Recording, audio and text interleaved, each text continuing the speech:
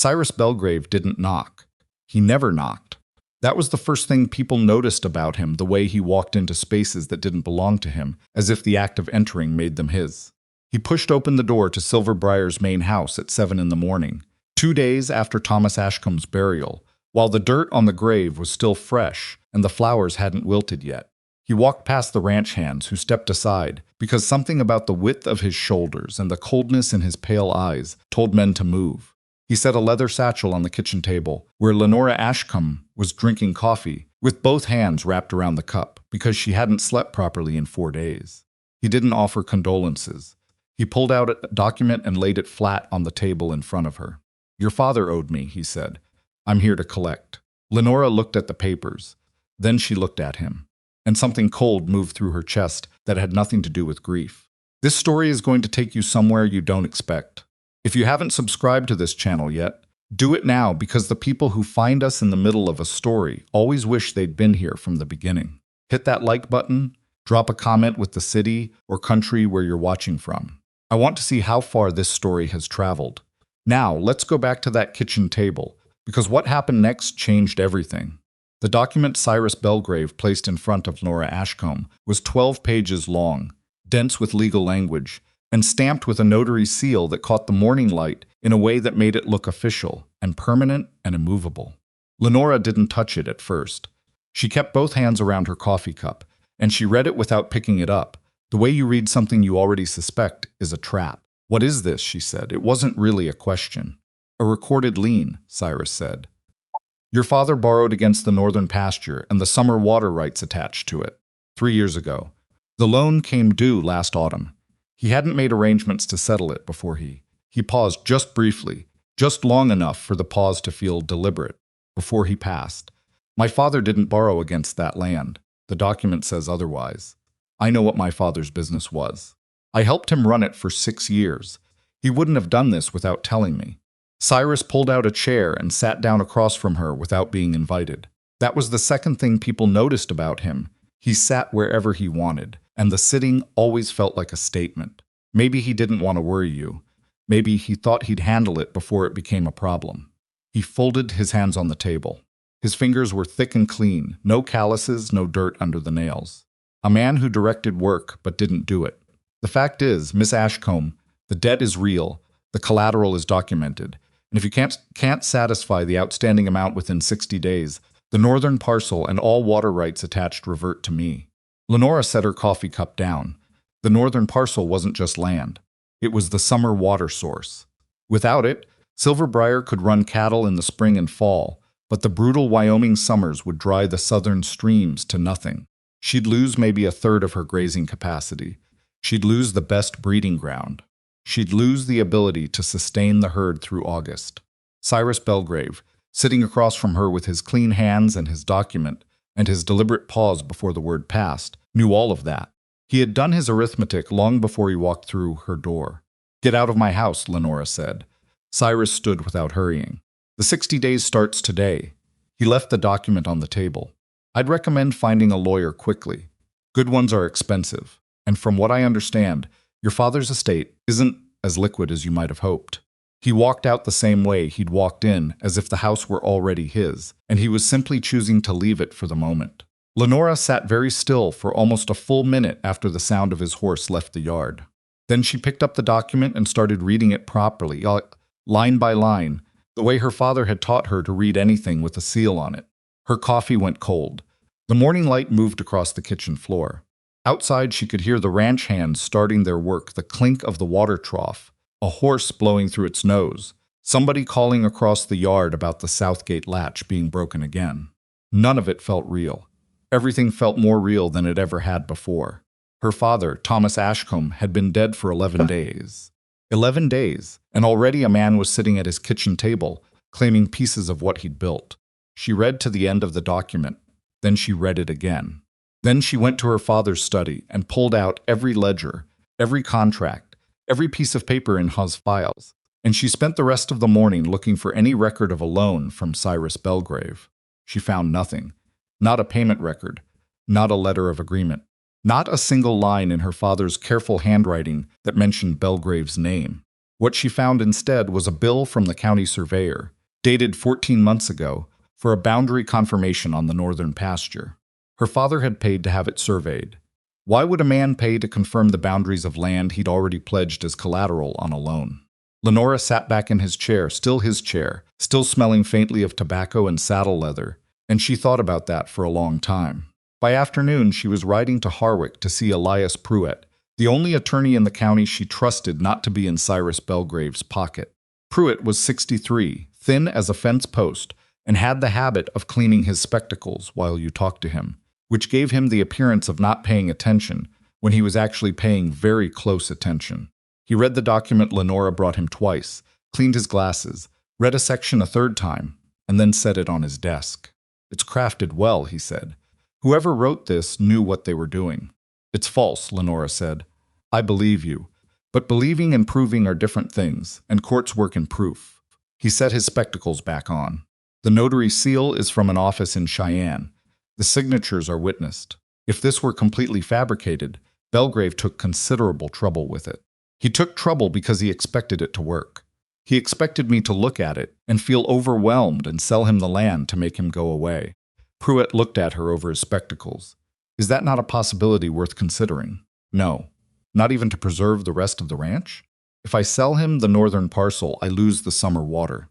If I lose the summer water, the southern range isn't viable long term. Selling him what he's asking for is just losing Silver Briar more slowly." She leaned forward. "What do I need to do to fight this?" Pruitt was quiet for a moment. He was the kind of man who thought before he spoke, which Lenora had always appreciated and occasionally found maddening. "You need documentation showing the loan never occurred. Bank records, your father's correspondence, any ledger entry that contradicts this document. I've been through everything. There's nothing because the loan never happened." "Then the absence of records is actually your argument. A loan of this size against property this valuable would have created paperwork. Your father was a meticulous man. The absence of anything in his records is meaningful." He paused. "But it may not be enough on its own. Courts like to see something affirmative, not just the absence of something." "What else?" "Your father's banker, any correspondence between them that covers the period when this loan was supposedly made. A man doesn't borrow against his primary water source without his banker knowing something about his financial situation." "What else?" Pruitt cleaned his glasses again. "Miss Ashcombe, Lenora, I want to be straightforward with you about something. Please. Bellgrave is not a man who does this once. A scheme this sophisticated doesn't get invented for a single parcel of land. If he's doing this to you, he has done it before, and he will do it again. The most powerful defense you can build isn't just disproving his claim against Silver Briar. It's establishing a pattern, finding other families he's done this to who can testify to the method." Lenora looked at him. "You've heard things." "I've heard things," he confirmed. "Nothing concrete enough to act on alone, but widows and daughters who sold quickly after losing a husband or father. A couple of ranch families who took bad deals on land that was worth more than they got paid. There may be a thread there. I want to pull it. That will take time. And resources." And he stopped. "And what?" He looked at his desk rather than at her. "I'll be direct because I think you can handle directness. Your legal position would be considerably stronger if you weren't navigating this alone. Not financially alone. Legally and operationally. Bellgrave is calculating that a young woman managing an estate in probate, running a cattle operation by herself, is going to crack under the pressure of a lawsuit plus the daily demands of the ranch. He's betting you can't do everything at once. He may be right about that. There are men in this county who would stand with you. Respected ranchers. Your father had allies. My father's allies are mostly watching to see which way this goes before they commit to anything. That came out more bitter than she intended, but it wasn't wrong. She'd seen it in their faces at the funeral. Sympathy, yes, but the careful kind. Pruitt nodded slowly. There is one who wouldn't wait. She waited. Rourke Fenwick. Lenora had heard the name. Everyone in Laramie County had heard the name. Fenwick's operation was smaller than Silver Briar, but efficient, profitable, and debt-free. He had a reputation for absolute fairness in his dealings and absolute stubbornness in his principles. He'd been widowed 6 years ago and had, by all accounts, put everything he was into his ranch and nothing into anything else since. What makes you think Fenwick would involve himself in my problem? Because your father once did him a significant kindness. At some cost to himself, Pruitt folded his hands. Whether Fenwick feels that creates an obligation, I can't say. But I believe he would at least listen. Lenora rode home with the document in her saddlebag, and Pruitt's words turning in her head. She spent 3 days thinking about it, which was longer than she wanted to spend and shorter than the decision deserved. She had her pride, and her pride was telling her to handle this herself, to find the evidence, to build the legal case, to refuse to need anybody. Her pride had a loud voice and a long history of steering her wrong at critical moments. Her practical intelligence, quieter but more reliable, told her something different. Bellgrave had 60 days to work with and years of experience at this. He had lawyers on retainer in Cheyenne and probably connections in the county records office, and likely enough money to drag a legal dispute out longer than her operating capital could sustain. He was betting she'd exhaust herself. He might be right. On the 4th morning after meeting with Pruitt, Lenora got up before 5 o'clock. She didn't wake the ranch hands. She saddled her own horse in the dark, which she'd been doing since she was 8 years old, and she rode the 11 miles to Rourke Fenwick's property in the cold gray light before sunrise. She'd been thinking, during those 3 days, about how to approach him, what to say, how much to explain, whether to lead with the legal problem or with the practical problem or with Pruitt's mention of her father's past kindness. She'd run through versions of the conversation during the sleepless patches of night that had become routine since her father died. By the time she reached Fenwick's yard, she'd discarded all of it. There was a lamp burning in the window. He was already up. She dismounted, tied her horse to the post, walked to the porch, and stopped at the bottom of the steps. The door opened before she knocked.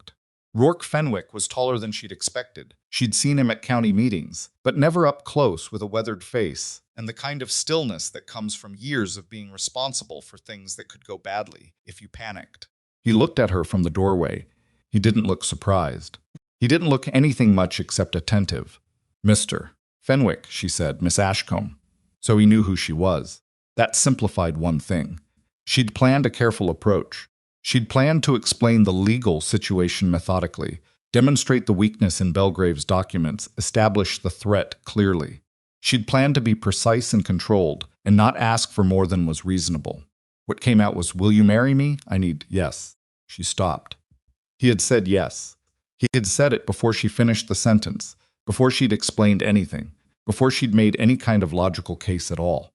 He'd said it the way you say yes to a cup of coffee quietly, without drama, as if the answer had already been settled.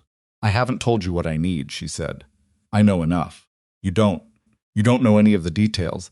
I know Cyrus Bellgrave showed up at Silver Briar 2 days after your father's burial." His voice was level, not unkind. "I know he had papers.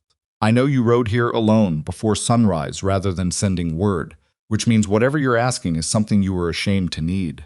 He leaned against the doorframe. "And I know your father once lent me money when my cattle took sick, and I was 2 weeks from losing everything, and he didn't ask for a thing back and never mentioned it to another person." Lenora felt something shift behind her ribs. She hadn't known that. Her father hadn't told her. "That's why you said yes," she said. "That's part of it. What's the rest?" He was quiet for a moment. Then, "Come inside, it's cold. Tell me what Bellgrave is claiming." She told him everything, at his kitchen table, with coffee she hadn't asked for, but which appeared in front of her. And he listened the way Pruitt listened completely, without interrupting, without the impatient shifting that men often did when they'd already decided what they thought. He read Bellgrave's document. He asked 2 questions, both specific, both about things she'd noticed herself as odd. When she finished, he was quiet for a while. "You've been through your father's files," he said. "Everything. No record of the loan, nothing. Your father paid for a boundary survey 14 months ago. Yes. A man doesn't survey land he's already collateralized. He already knows exactly what he's pledged." Rourke set the document down. "This thing is false. I know that. The problem is proving it. What does Pruitt say you need?" She told him what Pruitt had said: the bank records, the correspondence, the pattern of other victims. She watched his face while she talked. He had the kind of face that showed what he was thinking without showing how he felt about it, which was a useful distinction. He was thinking about the problem. He wasn't deciding whether to feel sorry for her. "There's something else," he said when she finished. "Something Pruitt probably didn't mention because it's not a legal matter. Tell me, Bellgrave isn't just after your land, he's after the story. He wants it known in this county that Lenora Ashcombe couldn't hold Silver Briar. He wants to establish that grief and inexperience, and being a woman alone is enough to make you vulnerable. Because that story spreads, other families will sell to him without a fight when the papers come. Lenora hadn't thought about it in those terms, but she felt the truth of it immediately. So this isn't only about Silver Briar. No, she looked at him. He looked back. The lamp between them on the table threw unsteady light, and outside the window the sky was beginning to go pale at the edges. A marriage would help legally, she said. It consolidates operations. It gives the ranch a more stable appearance in the middle of litigation. Pruett suggested it. Pruett's right, but I want you to understand what you'd be agreeing to. This could take months. Bellgrave has resources and he's not going to fold easily. You'd be attaching your name and your reputation to a fight that could get... She stopped. It could get difficult. I understand that. You haven't even asked what's in it for you. Rourke picked up his coffee cup. I didn't figure I needed to. She stared at him. That's not a reasonable way to make decisions. Maybe not. I've been unreasonable about certain things since my wife died. Turned out mostly all right. He set the cup down. I said, yes, Miss Ashcombe.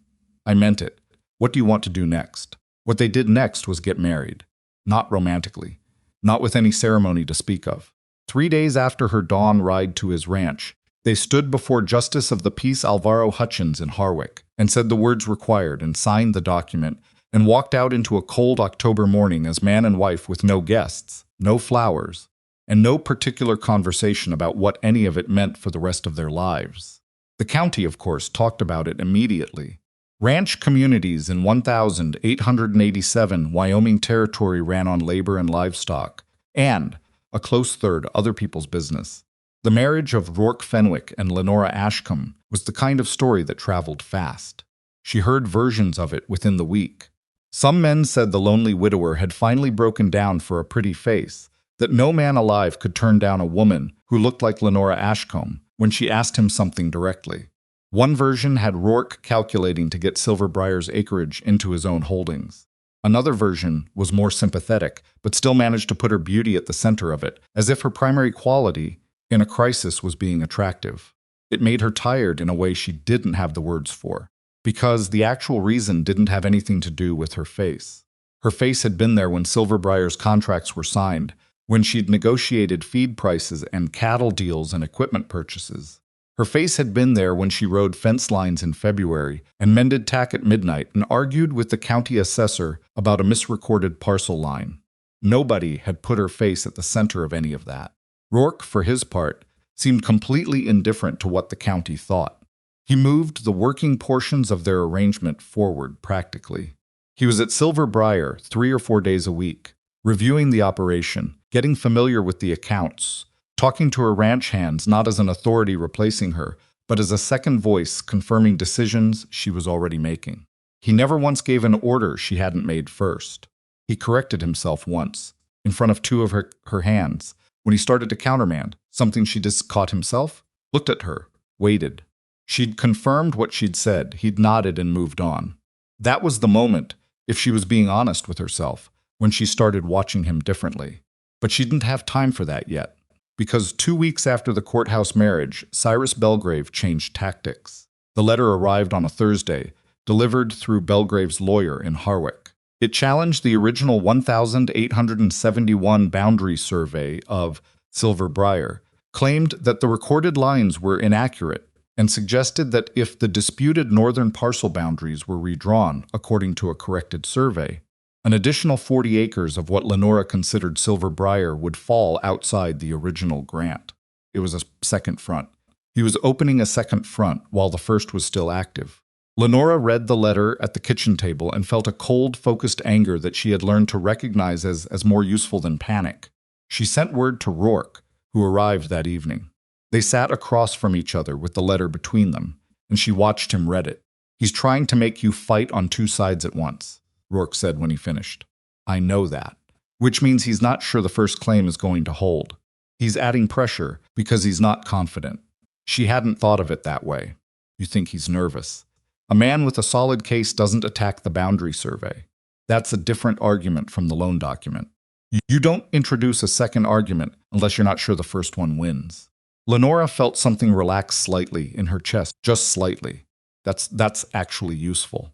The question is whether your father's boundary survey surveyors are still in business. The county surveyor who did the 1,871 work died in 78, but his records are in the county office. And the 1,886 survey, the one your father paid for?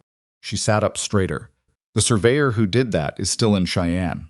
I used him myself 2 years ago for the South Pasture Line dispute. Rourke nodded. Get him to pull his records. Get everything he has on what he found in 1,886. He paused. Your father paid to confirm the boundary, which means he documented exactly what that boundary was. Bellgrave's corrected survey claim runs straight into a confirmed 1,886 finding. Lenora stared at him. That kills the boundary argument entirely. If the 1,886 records are clean, and the surveyor will testify, yes, he'll testify. He's a precise man. He doesn't like having his work contradicted. Good. Then Bellgrave has one argument left, and it's the forged loan document, which you already know doesn't hold up to scrutiny of your father's records. Rourke looked at her steadily. He's not as strong as he wants you to think. The second front collapsed faster than the first had formed. Lenora sent a letter to the Cheyenne surveyor, got the 1,886 records confirmed within 10 days, and Pruett filed a response to Bellgrave's boundary challenge that was, in Pruett's precise language, sufficiently comprehensive to preclude further argument on that matter. It should have been encouraging. It was encouraging. But the fence went down on a Saturday night, not fallen cut. Someone had come along Silver Briar's northern boundary in the dark and gone through 3 sections of fence wire with cutters, clean as you please. And by Sunday morning 14 head of cattle had wandered into the disputed pasture, which Bellgrave's lawyer promptly sent word about as a trespass and grazing encroachment on his client's claimed land. It was a petty move. It was also effective. Getting the cattle back, repairing the fence, dealing with the legal letter from Bellgrave's lawyer, and making sure nothing similar happened to the east fence the following weekend occupied everyone at Silver Briar for the better part of a week. Rourke arrived Saturday morning to help with the fence repair himself. He didn't announce it. He showed up with a post digger and wire and worked beside her ranch hands all day. At some point in the late afternoon, with her hands bleeding through her gloves from the wire and the sun dropping toward the Laramies and everyone bone-tired, Lenora found herself working the same section as Rourke and realized she'd stopped thinking of him as a man she'd made a legal arrangement with. She wasn't sure exactly when that had shifted, but it had. She didn't say anything about it. This wasn't the moment. He's escalating because we're not breaking, she said, twisting a splice in the wire. Yes, Rourke said. That means the legal pressure isn't enough for him. He expected us to either fold on the loan document argument or at least go quiet while we fought it. We're not going quiet. No, so he's adding harassment, hoping we'll get exhausted. Rourke looked at her sideways. Are you exhausted? She thought about it honestly. I'm tired. That's different. He almost smiled. It wasn't quite a smile, more like something relaxed briefly at the corner of his mouth, and then went back to being expressionless. But she caught it. Same, he said. They worked until the fence was done. Then Lenora's cook, Margaret, who had been at Silver Briar for 11 years and had opinions about everyone on it, fed them all in the big kitchen, and Rourke sat at the end of the table and ate without making a production of anything, and the ranch hands talked to him the way they'd talked to each other, easy and direct. Lenora watched that from her end of the table and felt something complicated that she filed away for later. It was Pruett who first put a name to what Lenora had already begun to suspect, that Bellgrave had done this before. I've been making quiet inquiries, Pruett told her when she came to his office the following Wednesday. There's a woman in Goshen County, Clara Winfield, who sold her late husband's grazing land 2 years ago for considerably less than market value. Shortly after, a man matching Bellgrave's description presented her with a lien document she didn't recognize. Lenora felt the floor shift under her slightly. She sold. She had 3 children and no legal support, and she was 60 days from being turned off the property according to the document Hay showed her. She sold. Pruett folded his hands. There may be others. I've sent letters to 2 attorneys in adjoining counties. If there are others, Lenora said slowly, who can testify to the same method, the same type of document, the same timing, the same pressure, It becomes a pattern instead of a dispute, Pruitt confirmed. And a pattern is evidence of fraud rather than a civil disagreement about a debt. He'd face criminal charges, potentially significant ones, yes. Lenora sat with that for a moment. I want to find them. The other families. Not just to build my case. They deserve to know someone is fighting this. Pruitt looked at her over his spectacles. That's a generous impulse and a strategically sound one. Both things can be true, she told Rourke that evening. She'd started telling him things in the evenings, during the times he stayed late at Silver Briar going over accounts, or meeting with her ranch hands about the next week's work. It had become not a habit exactly, a rhythm. She told him what she was thinking, and he listened and said what he thought, and it was the most functional conversation she'd had with anyone since her father died. Clara Winfield, he said when she told him about Goshen County. You know her? I know of her. Her husband and I bought cattle from the same man in Colorado years back. She lost that land? She had no one to help her fight it. Rourke was quiet for a moment. We should go see her. Pruitt is writing to her. A letter is one thing. Two ranchers who show up in person and say we're fighting the same man and we want her to know she's not alone, that's different. He looked at her. She needs to know it's worth testifying, that someone will be there when she does. Lenora thought about the morning she'd ridden to his ranch before sunrise, ashamed to need help, forcing herself to ask anyway. What it would have meant to have someone show up instead. Someone she didn't have to ask. We'll go next week, she said. Next week, he agreed. He picked up the accounts ledger they'd been working through and went back to the numbers. She went back to the correspondence she was drafting. The lamp burned between them, and outside the October wind found its way under the eaves, the way it always did at Silver Briar, and neither of them said anything else for a while. It wasn't uncomfortable. That, too, she filed away for later. They drove to Goshen County on a Tuesday, which was a bad day for both of them to be away from their respective operations. And they knew it, and they went anyway. Lenora had sent a letter ahead through Pruitt, so Clara Winfield knew someone was coming. What she hadn't known was that it would be two of them, or that one of them would be a woman close to her own daughter's age, or that either of them would bother to sit at her kitchen table for 3 hours going through what had happened to her, piece by piece, the way you go through something when you actually want to understand it, rather than just confirm what you already think you know. Clara was 58, gray-haired, with hands that showed 40 years of ranch work, and eyes that had the particular flatness of someone who had made peace with a loss they hadn't chosen. She lived now in a small house in Torrington, renting, which she hadn't done a day in her adult life before Bellgrave showed up with his papers. Her daughter had moved back to help with expenses. Her son was working for wages on another man's ranch, land his father had intended to leave him someday. She told them all of it without crying, which Lenora found harder to sit through than tears would have been. The document he showed me said my husband had borrowed against the east grazing pasture 3 years before he died, Clara said. I knew Harold's business. 31 years I knew it. He never borrowed against land. He'd have sold cattle first, sold equipment. He was stubborn about debt. She set her hands flat on the table. But the paper had his name on it. And I was 62 days from the deadline, he claimed, and my son was 17, and I didn't know a lawyer I could afford. And she stopped. I made the wrong choice. You made the only choice you could see, Rourke said. That's not the same thing. Clara looked at him for a moment. You sound like my husband. Was your husband right about most things? Annoyingly often, yes. Something that wasn't quite a smile crossed her face, and then it was gone. Lenora leaned forward. Clara, I want to ask you something, and I want you to know that whatever you answer, we're not going to think less of you for it. Go ahead. Would you testify? If there are other families and we can show a pattern, same documents, same method, same timing, and take this to a judge, would you stand up and say what happened to you? Clara was quiet for a long time. Long enough that the silence had weight to it. Long enough that Lenora didn't try to fill it. He scared me, Clara finally said. That man scared me in a way I'm not used to being scared. There was something, she shook her head, something behind his eyes that told you he'd already decided you didn't matter, that you were an obstacle, not a person. Yes, Lenora said, that's exactly what he is. And you're fighting him anyway. I'm fighting him anyway. Another silence. Clara looked at her hands. If you can show a judge that he did the same thing to me that he did to you, she said slowly, then yes. I'll testify.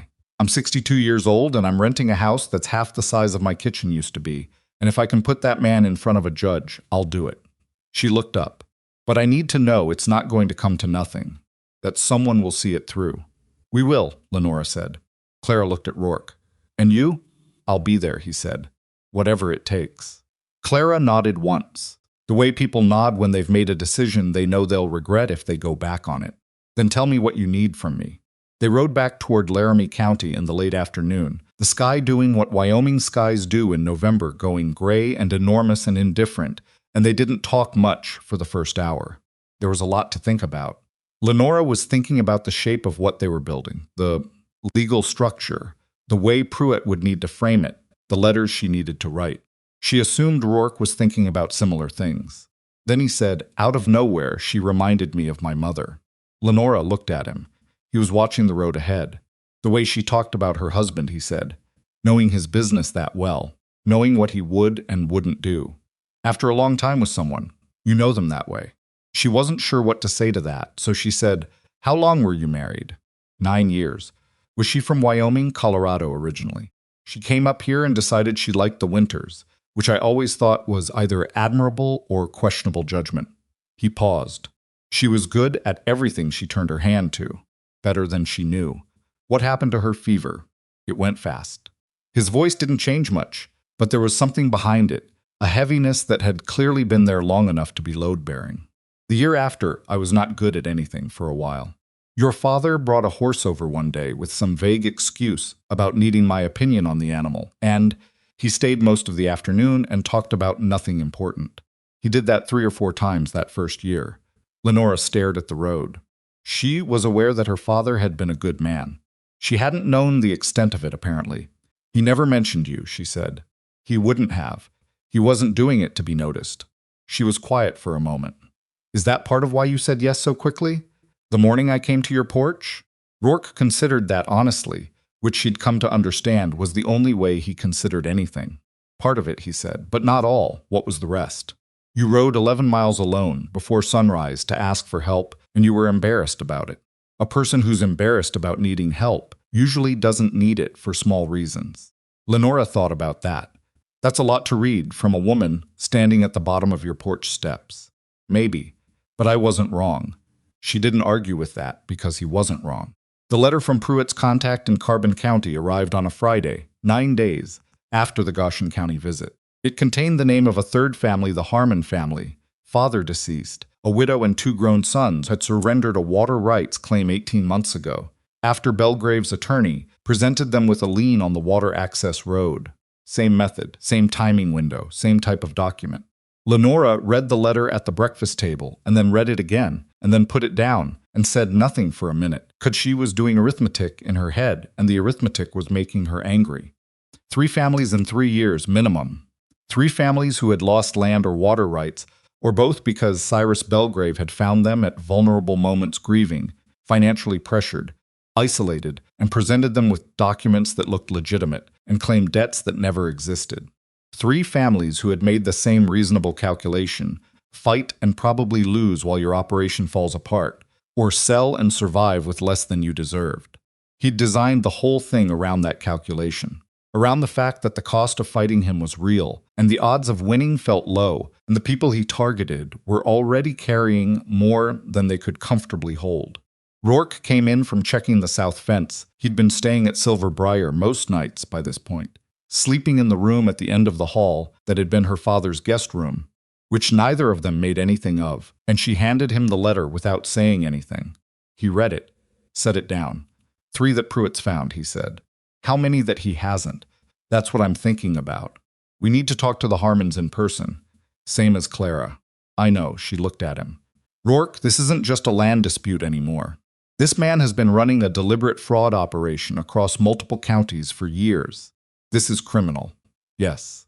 Which means if we can document this properly, if we can get these families to testify and Pruitt can bring it to the right people, this isn't just about Silver Briar. No, it's bigger than Silver Briar. She'd known that, she thought, since Pruitt first mentioned Clara Winfield.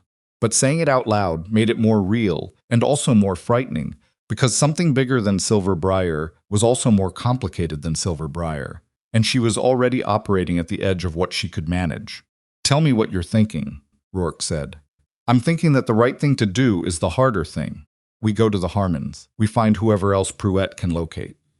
We build the full picture. We don't just defend my claim, we help build a case that stops him from doing this to the next family. She stopped. I'm also thinking that doing that is going to take time and resources I'm not sure I have. And if Bellgrave figures out what we're building before we're ready to present it, he could move to complicate things in ways I haven't anticipated. He's going to figure it out, probably. So we move faster than he expects. Lenora looked at him. You make it sound simple. No, he said. I make it sound doable. Those aren't the same thing. She sent a letter to Pruett that afternoon, telling him they wanted to meet with the Harmons within the week. They went to the Harmon place on Wednesday.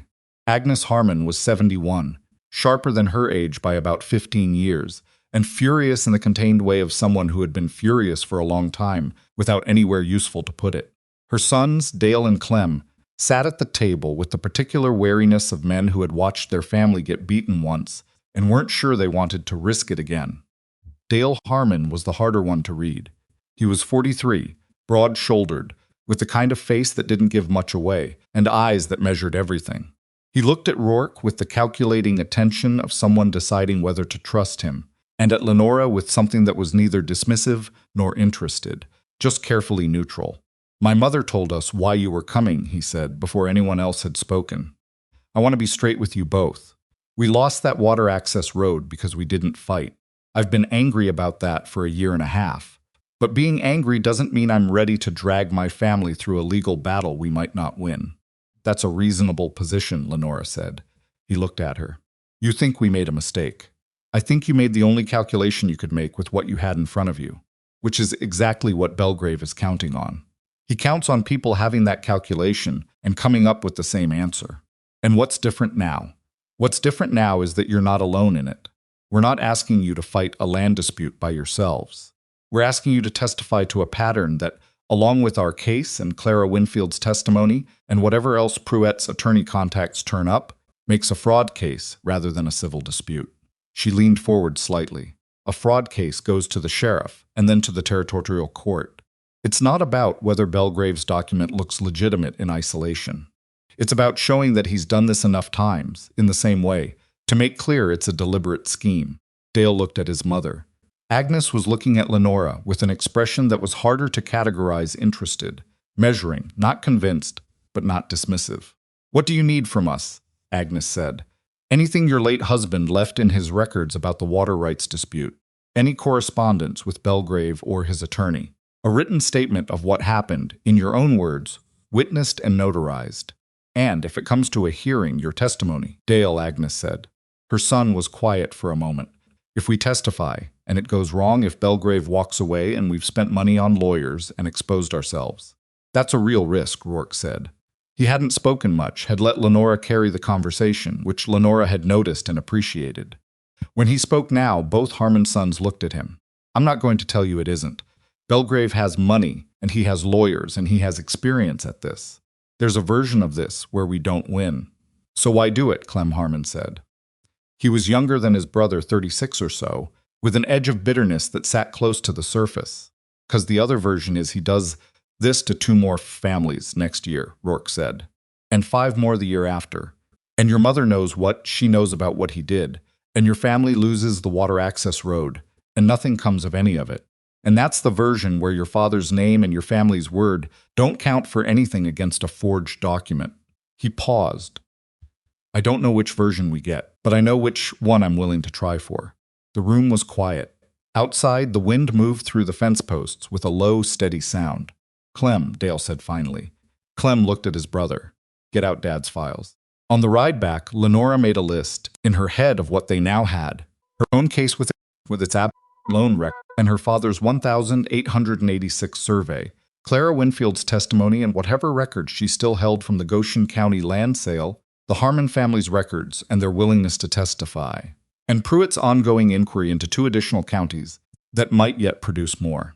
It was shaping into something real, something that had weight and structure, and, if assembled correctly, enough force to move through a court. What she didn't know was that Bellgrave was not standing still. The letter from his attorney arrived the following Monday. It was, in the dry language of legal correspondence, A demand that Silver Briar cease what was characterized as interference with legitimate creditor proceedings by contacting parties to separate and unrelated civil matters, meaning Clara Winfield and the Harmons, in a manner that allegedly constituted improper attempts to manufacture coordinated testimony. Lenora read it, standing at the kitchen table with her coat still on and her hat in her hand. "He knows," she said when Rourke came in. Rourke read the letter.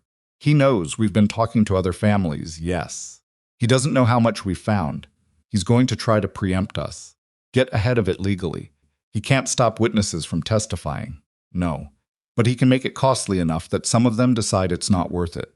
She thought of Dale Harmon's careful face. "We need to move faster. Pruitt needs to hear about this today." She was already reaching for paper to write. What she didn't anticipate, because she was focused on the legal pieces, was the water. She woke up 5 days later, before dawn, to one of her ranch hands, Pete, pounding on the door of the main house with more force than the situation usually called for. The main water tank had been drained. Not run low. Not leaked. Drained. Someone had opened the drain valve in the night and let it run, and by the time anyone noticed in the early gray of morning, the tank was empty and the cattle in the north holding pen were agitated and loud, and none of them had water. Lenora was dressed and in the yard in 4 minutes. She sent Pete on his horse to get Rourke before she'd finished assessing the situation, not because she couldn't handle it without him, but because 2 people could haul water twice as fast as one, and because something about waking up to deliberate sabotage at 4:30 in the morning made her want someone with good judgment nearby. Rourke arrived in 35 minutes, which meant he'd ridden hard. He came into the yard, took one look at the empty tank and the restless cattle and her face, and said, "Where does the emergency water come from?" "Creek feed south side. I'll need the auxiliary pump in 4 hands." "Tell me where it is. I'll get it," she told him. He went.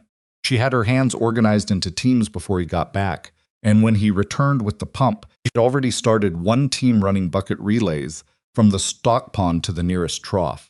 They worked for 3 hours. It was ugly, repetitive, physically exhausting work, and it was made worse by the knowledge that someone had done this, intentionally had come onto her property in the dark, and deliberately made a hard morning harder. She felt the anger of it in her shoulders and her jaw, which was where her anger usually settled when she was working too hard to let it out properly. At some point, in the second hour, working alongside Rourke at the pump, she realized she'd stopped thinking of the help he was as something she was grateful for. It had become something else expected, in the way you expect a reliable tool to be where you left it. She wasn't sure if that was good or alarming. The sheriff arrived while they were finishing. He was a deliberate man, methodical, named Arden Castles, and he walked the area around the tank and found boot prints in the mud near the drain valve that were not any of her ranch hands' boots. He made note of that without making much of it aloud, which was his way. "You've had fence cut too," Castles said. "Few weeks back." "Yes, and the cattle trespass letter from Bellgrave's attorney after that. You've been watching this." "I've been noting it." He looked at her carefully. "Miss Ashcombe, Mrs. Fenwick. I want you to know something, and I want you to keep it between yourself and your husband and Pruitt for now." Rourke had come up beside her without her noticing, which she'd found happened. More and more he appeared near her during things without announcing himself, the way a useful presence becomes part of a landscape. "Bellgrave has been on our notice for some months," Castles said, "before your situation. We've had inquiries from our counterparts in 2 neighboring counties. There's been a formal communication to the territorial court. I can't tell you more than that because I can't compromise what's being built. But I can tell you that what you and Pruitt are assembling about the pattern of his dealings that needs to go to the right person, and I can tell you who that person is." Lenora stared at him. "You're already investigating him. I'm not at liberty to confirm the details. But the work you've done locating witnesses don't stop. And the records your attorney has been collecting, they need to be formally documented and ready to produce. Why are you telling me this now?" Castles looked at the empty water tank. "Because whoever did that last night is getting nervous on Bellgrave's behalf. Nervous men make mistakes. But they also get more dangerous before they get less dangerous." He met her eyes. "Be careful." He rode out. Lenora stood in the yard for a moment. Then she looked at Rourke. "He's already under investigation," she said. "So what we're building isn't just a defense. It's evidence for something larger." That's what Castles is saying without saying it. Rourke was quiet a moment. Then we need to make sure it's solid. Every piece. I know. She looked at the tank. But first I need to figure out how to make sure they can't drain us again.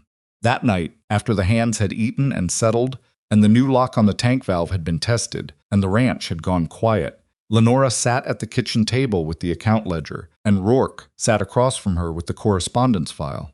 And they worked in companionable silence for an hour, until she said, without looking up from the numbers, "You rode hard this morning, I could tell. You sent Pete before sunrise. Figured it wasn't nothing. You could have taken your time. I had it managed, I know you did." He turned a page of correspondence.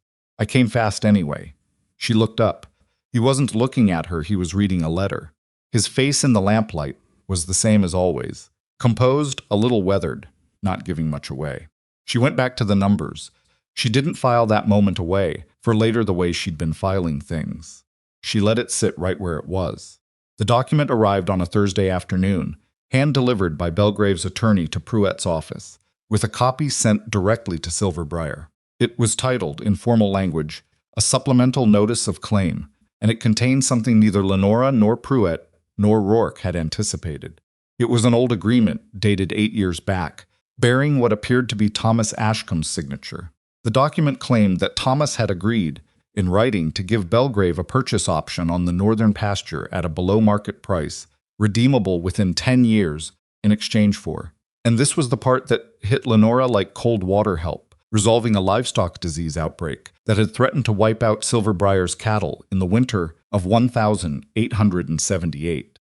Lenora read it standing in her father's study, alone, the door closed. The 1878 outbreak was real. She knew about it, her father had mentioned it in passing, years ago, as one of the hardest winters Silver Briar had survived. She'd been 6 years old. She didn't know the details. Which meant she didn't know whether Bellgrave had played any role in it. Which meant she couldn't immediately and completely dismiss this document the way she'd been able to dismiss everything else. She stood there with the paper in her hands and felt something she hadn't felt in weeks, genuine uncertainty. Then she looked at the signature. Her father had written his name the same way for 40 years. She'd watched it. She'd seen it on 1,000 documents, contracts, letters, account ledgers, the deed to Silver Briar, the record of her birth, a note he'd left on the kitchen table the morning he died that said only coffee's made. "Don't let Pete ride the gray before the farrier comes. Love, Dad." She knew his handwriting the way she knew his voice. She looked at the signature on Bellgrave's document for a long time. It was close. It was very close. If you hadn't spent a lifetime watching Thomas Ashcombe write his name, you'd look at that signature and see nothing wrong. But the loop on the second H of Ashcombe bent outward. Her father's H looped inward always, every time, even when he was writing fast. It was a small thing. The kind of thing only someone who had read everything he'd ever signed would notice. Lenora set the document down on the desk. "That's not his signature," she said to the empty room, to the walls that had been his walls. "That's not your name." She felt the certainty of it, clean and cold and absolutely unambiguous. She also felt, for the first time in this entire fight, something that might have been the beginning of anger powerful enough to become a weapon. She opened the study door. "Rourke," she called. He appeared at the end of the hall. He'd been going through something in the front room. He took one look at her face. "What happened?" he said. She held up the document. "He forged my father's signature," she said, "and I can prove it." Rourke crossed the hall in about 4 strides and took the document from her hand without asking. He read it standing there in the doorway of the study, and she watched his face go through the same progression hers had, careful reading, then recognition of what it was claiming, then the particular stillness that meant he was thinking hard. "The 1878 outbreak," he said. "It was real. I know that much. Your father mentioned it to me once. Said it was the worst winter Silver Briar had. Lost almost 40 head before they got it under control." "Did he mention Bellgrave?" "No," Rourke looked up from the document. "He mentioned a man who helped him source healthy breeding stock from Colorado at a fair price when nobody local would deal with a ranch that had sick cattle. He didn't say the man's name." Lenora felt something cold move through her. Bellgrave could have been that man. Possibly. Or he found out about it afterward and built a story around something real that your father never documented properly because it was a private arrangement. Either way, the signature is wrong. Rourke looked back at the document. "Show me." She pointed to the loop on the second H. He bent closer, examined it.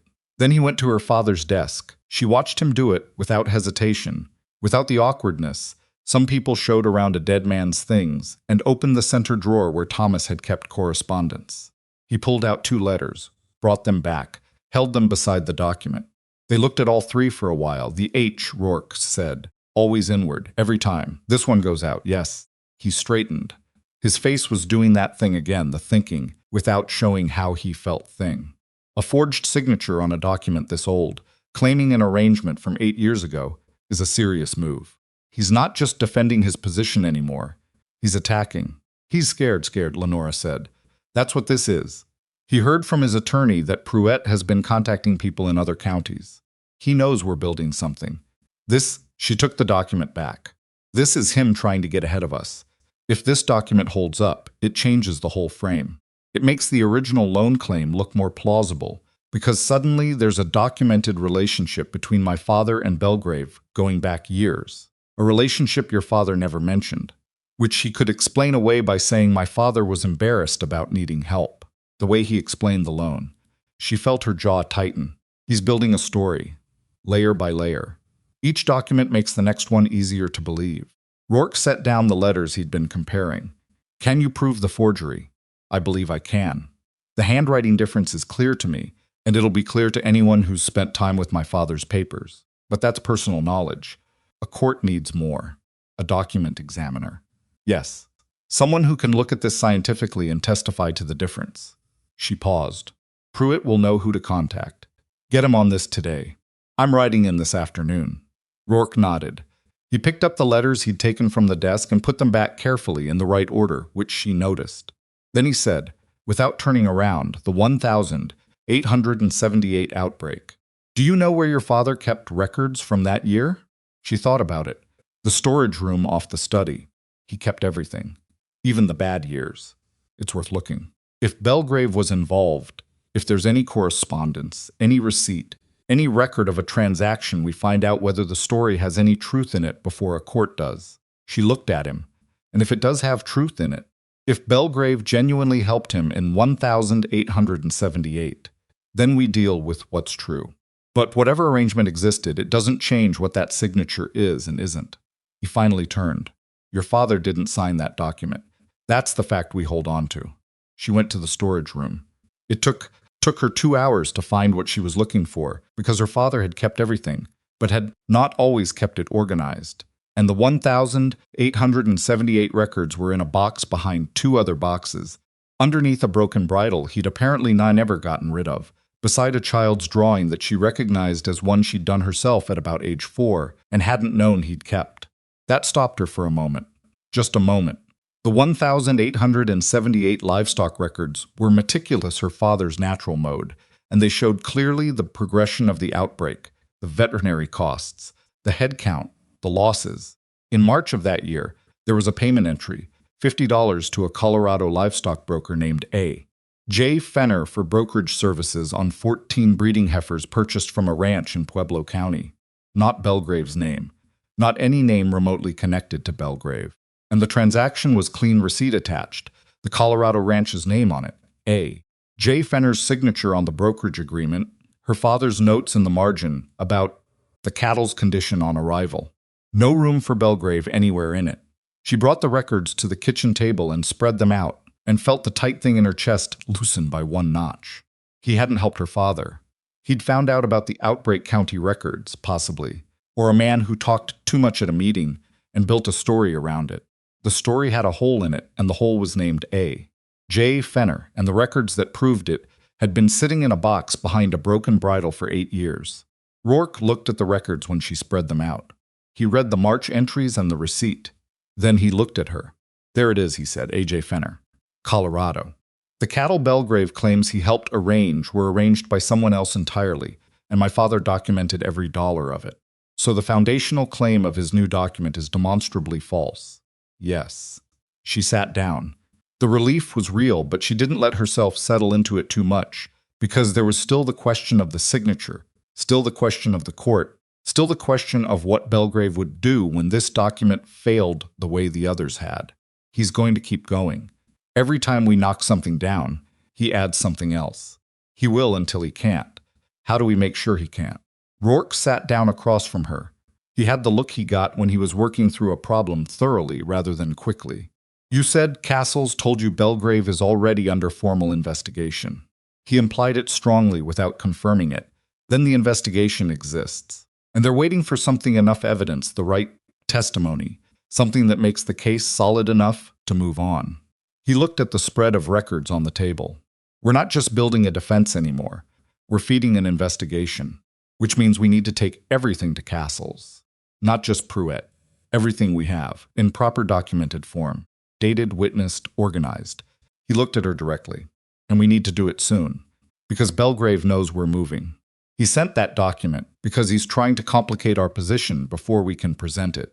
We need to get in front of whoever Castles is working with before Bellgrave's attorney finds a way to muddy the water. Lenora thought about that for a moment. If we go to Castles with all of it now, the loan document forgery case, the boundary survey argument, this new document and the 1,878 records that disprove it, Clara and the Harmons, is it enough? I don't know. But it's more than they had before we started. She nodded slowly. I'll ride to Pruitt today. We both go to Castles tomorrow. Pruitt listened to all of it, the new document, the signature discrepancy, the 1,878 records, the A. J. Fenner receipt with his glasses off, which was unusual. He cleaned them at the start, put them back on, read the new document, then took them off again and held them and stared at the wall for a minute. He's overreached, Pruitt said finally, has he? A forged option agreement from 8 years ago, claiming an arrangement that your father's own records definitively disprove, bearing a signature you can demonstrate is inconsistent with every other document in your father's files, yes. He has overreached. He put his glasses back on. Either he believes you don't have access to the 1,878 records, or he miscalculated how thoroughly your father documented things, or he's more desperate than he's shown. All three are possible. Yes. But desperate men make mistakes, and this document is a mistake. Pruitt set it on his desk with a kind of finality. We need a document examiner. I have a man in Cheyenne who does this work for territorial courts he's examined, questioned documents in 3 fraud cases in the past 5 years. He's thorough and he'll testify. I'll write to him today. How long? 2 weeks at the outside to get his analysis in writing. Likely sooner.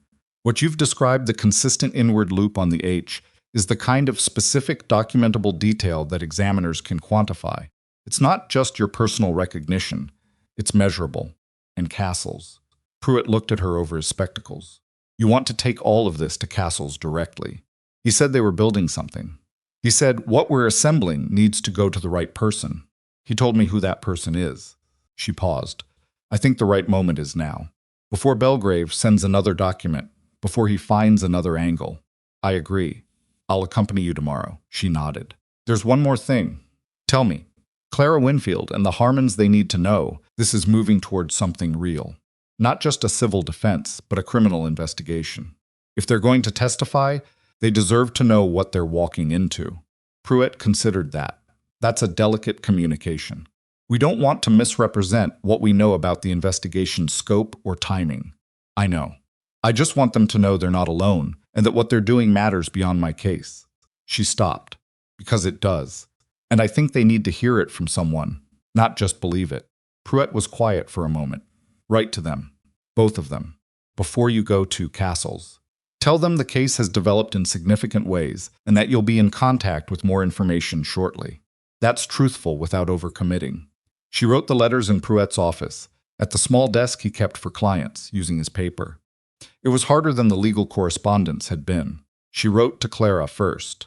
She didn't say much. Pruitt was right that she couldn't say too much, but she wrote, I want you to know that what you told us has mattered. It has been more important than I can fully explain right now. I will be in touch within the week. We are not standing still. She wrote something similar to Agnes Harmon. She rode home in the dark. The meeting with Castles the following morning happened at his office, not in the open, which told Lenora something. Pruitt was there. Rourke was there. Castles had another man with him, a territorial marshal named Gideon Price, who had come down from Cheyenne 2 days before, which told Lenora rather a lot. Price was 50 or so, with a methodical manner and the kind of unhurried confidence that came from having done difficult things enough times to stop being surprised by them. He listened to everything. He looked at everything they put in front of him: the original loan document, the boundary survey response, the new option agreement, the 1,878 records with A. J. Fenner's receipt, the comparative samples of Thomas Ashcombe's handwriting. He didn't say much for the first hour. Then he looked up from the stack of documents. "How many families have you located?" he said. "3, including my own," Lenora said. "Pruitt is still waiting on responses from 2 other counties." "I'm aware of 5 total," Price said, 3 of whom sold and did not pursue legal remedies. 2 of whom are your witnesses." Lenora and Rourke looked at each other. 5. Price knew about 5. "How long has the investigation been active?" Rourke said. "I'm not able to give you a precise answer on that. Long enough that your case arriving when it did was." He paused, choosing the word. "Useful." "What were you missing?" Lenora said. Price looked at her steadily. "The forgery piece.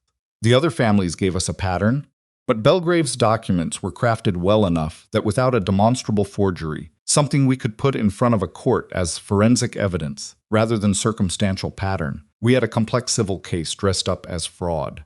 What you've brought us changes that." He picked up the option agreement. "If your examiner confirms this signature is inconsistent with authentic samples." "He will," Lenora said. "Then we have a forged document in evidence across multiple transactions, a demonstrable method, multiple victims, and a paper trail that shows Bellgrave's operation crossing county lines, which places it firmly in territorial jurisdiction." He set the document down. "That is a different case than what we had 2 months ago." "What happens next?" Rourke said. "You let your examiner do his work. You make sure your witnesses are prepared and their statements are formally documented. You continue doing exactly what you've been doing, which is building and protecting your own case. And he looked at Lenora specifically. "You need to be careful. Not frightened, but careful. A man who ordered a water tank drained in the night is not a man who will simply accept that his strategy isn't working. I know. Castles will increase his attention to your property. That's not a concession on your part. That's appropriate response to documented harassment."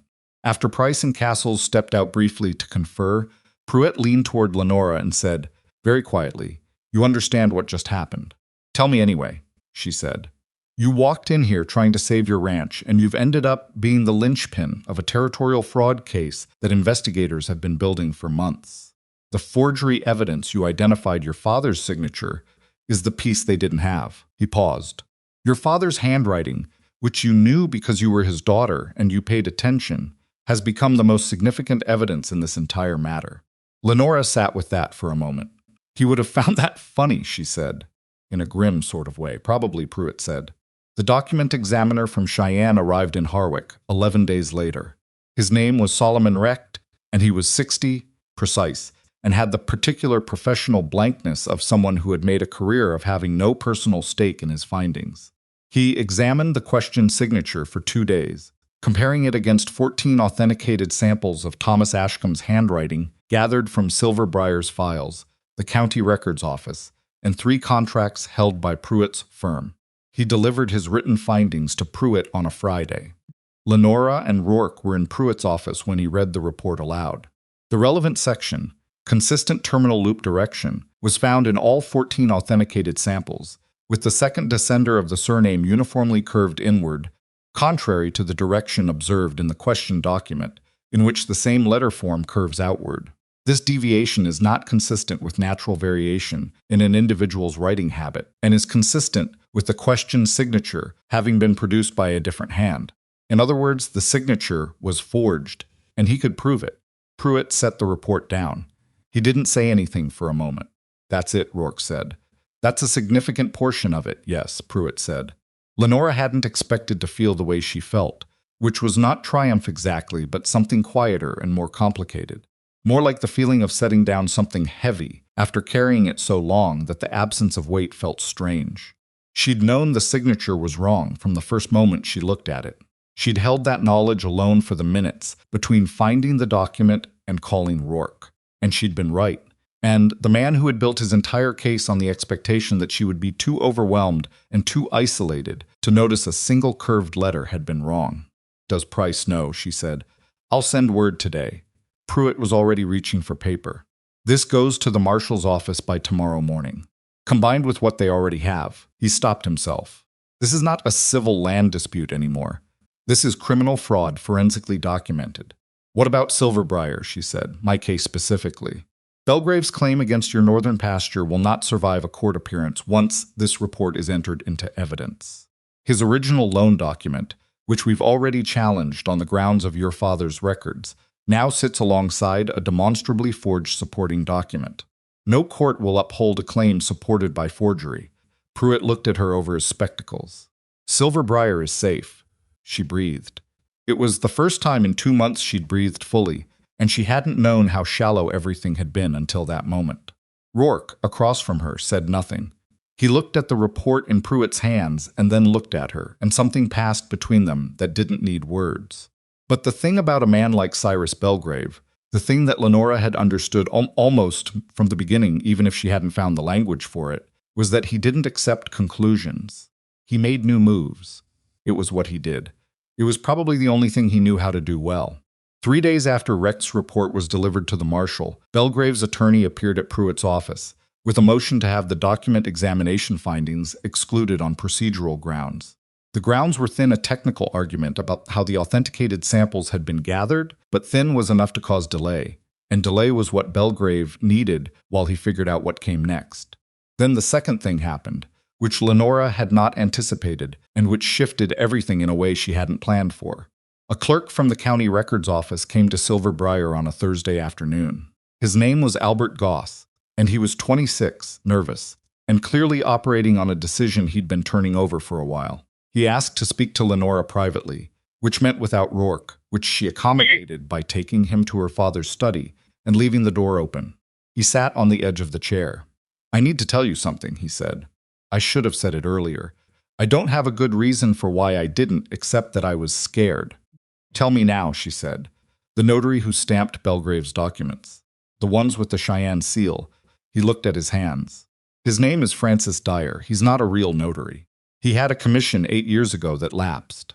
The seal he's been using since is a copy of the original, made after the commission expired. Every document he's stamped in the last 6 years is improperly notarized. Lenora went very still. How do you know this, she said. Because Dyer brought documents through our office twice in the past year. Both times I noticed the commission number on his seal didn't match the current registry. I checked the registry. He's not listed. He hasn't been listed since 1881. Albert Goss looked up at her. I didn't say anything because Dyer told me to keep quiet, and he stopped. He said things could get complicated for me if I talked. I believed him. What changed? Word gets around about what you've been doing. Finding the other families. The marshal being in Harwick. He swallowed. I decided complicated was better than wrong. Lenora thought about Pruitt saying that a desperate man had made a mistake with the option agreement. She thought about Castles saying that nervous men made mistakes. She thought about the accumulation of small wrong decisions that were now building into an avalanche. I need you to say this to Pruitt, she said. Today. Not tomorrow. I know. And to the marshal. You'll need to sign a statement. I know that too. He was still nervous, but had the look of someone who had crossed a line they couldn't uncross. Will this help? More than you know, she said. She rode to Pruitt's office with Albert Goss beside her, and Pruitt listened to what Goss said with his spectacles off for the second time in a month. He sent a message to Castles before Goss had finished his statement. By that evening, Price knew. The implications were significant, Pruitt explained, more carefully than his expression suggested he felt. Every document Bellgrave had ever used Dyer to notarize was procedurally invalid, which potentially included not just the documents in Lenora's case, but whatever had been used against the families in Goshen County and Carbon County and wherever else his operation had reached. His entire documented method, Rourke said, when Lenora told him that night, every forged or improperly processed document he's ever used, all of it built on a notary who lost his commission in 1881, which Dyer knew, which means Dyer was a knowing participant. And Bellgrave was paying a lapsed notary to stamp fraudulent documents because a lapsed notary was cheaper or more compliant, or both. It also means, Lenora said, that Bellgrave's attorney, if he reviewed any of these documents carefully, should have noticed the commission number. which raises the question of whether his attorney is complicit or simply didn't look. Rourke was quiet for a moment. Either way, it's his attorney's problem now. She sat down. The day had been long in a way that went beyond hours. Albert Goss was scared for 6 months, she said. He watched wrong things get documented, and he was too scared to say anything. He said something now, because he saw someone fighting. He needed to see someone fighting before he could do it himself. She looked at the lamp on the table. How many people are like that? How many people have seen pieces of what Bellgrave was doing and didn't say anything because they didn't think it would matter? Some of them may come forward now, yes. She looked at him. Rourke, when this is over. She stopped herself. She hadn't meant to start that sentence. It was the kind of sentence that had a lot of territory after it. Territory she hadn't navigated carefully, and she wasn't ready for the conversation it would open. Rourke looked at her steadily. He seemed to recognize that she'd stopped for a reason. He didn't push. When this is over, he said, neutrally, leaving it open. I want to make sure the other families have what they need to recover what was taken. She picked up the thread she'd intended, or close enough to it. Clara Winfield lost her land. The Harmons lost the water access road. Even if Bellgrave is prosecuted, those transactions don't automatically reverse. Pruitt would know about civil remedies. I'll ask him. But I also think there's something beyond the legal piece. Making sure the community knows how this was done, how to recognize it. So the next widow who gets a document she doesn't recognize knows what questions to ask. Rourke nodded. At the ranchers' meeting. There's one in December. Yes. She looked at him. Will you? She stopped again. Different reason this time. She wasn't sure how to ask what she was asking. Would you come with me to that? He looked at her with the same steady attention he gave everything. Yes, he said.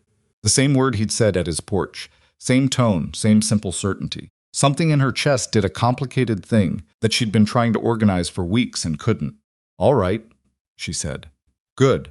She went back to the letter she'd been writing, and he went back to the accounts, and neither of them said anything else. And the wind came under the eaves the way it did, and the lamp burned. And outside, the first serious cold of the season had settled in and wasn't going anywhere.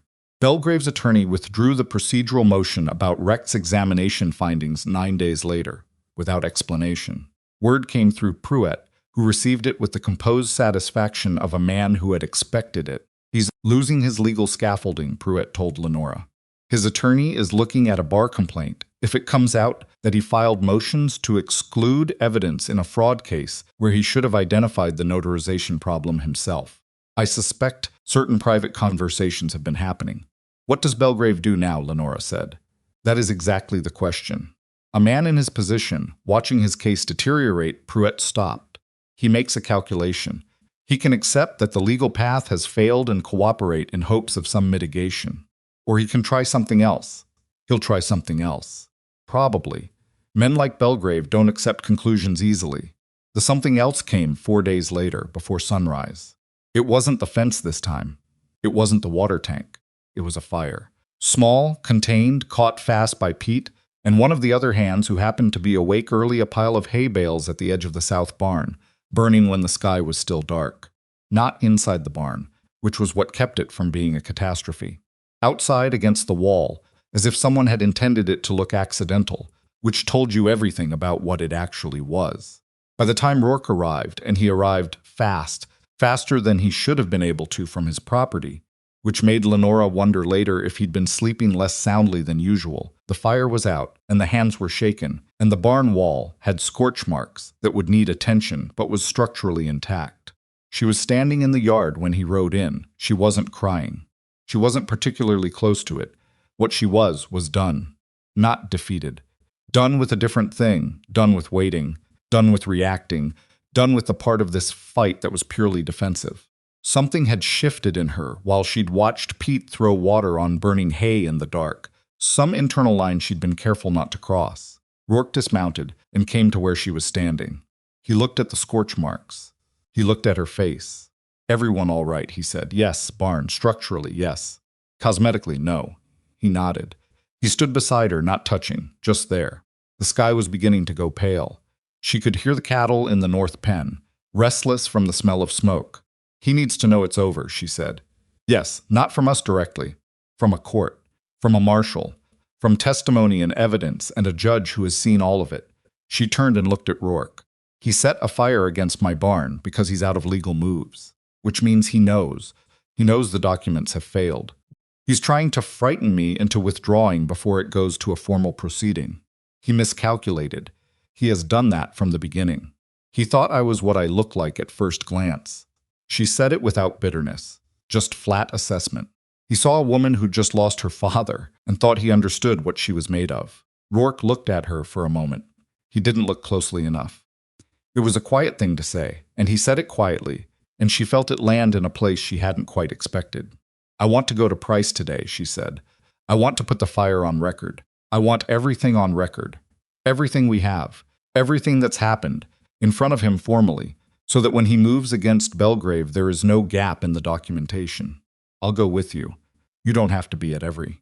I'll go with you, he said again, exactly the same way. She looked at him for another moment. Then she looked at the barn wall. I need to talk to Pete first, she said, and I need coffee. I'll get it, Rourke said, and turned and went to the house, and Pete came across the yard toward her with soot on his hands and a look on his face that said he wanted to apologize for something that wasn't his fault.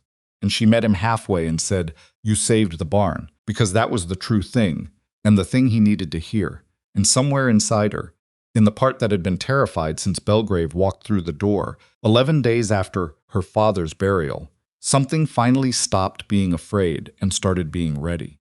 Price listened to the account of the fire with the same methodical attention he gave everything.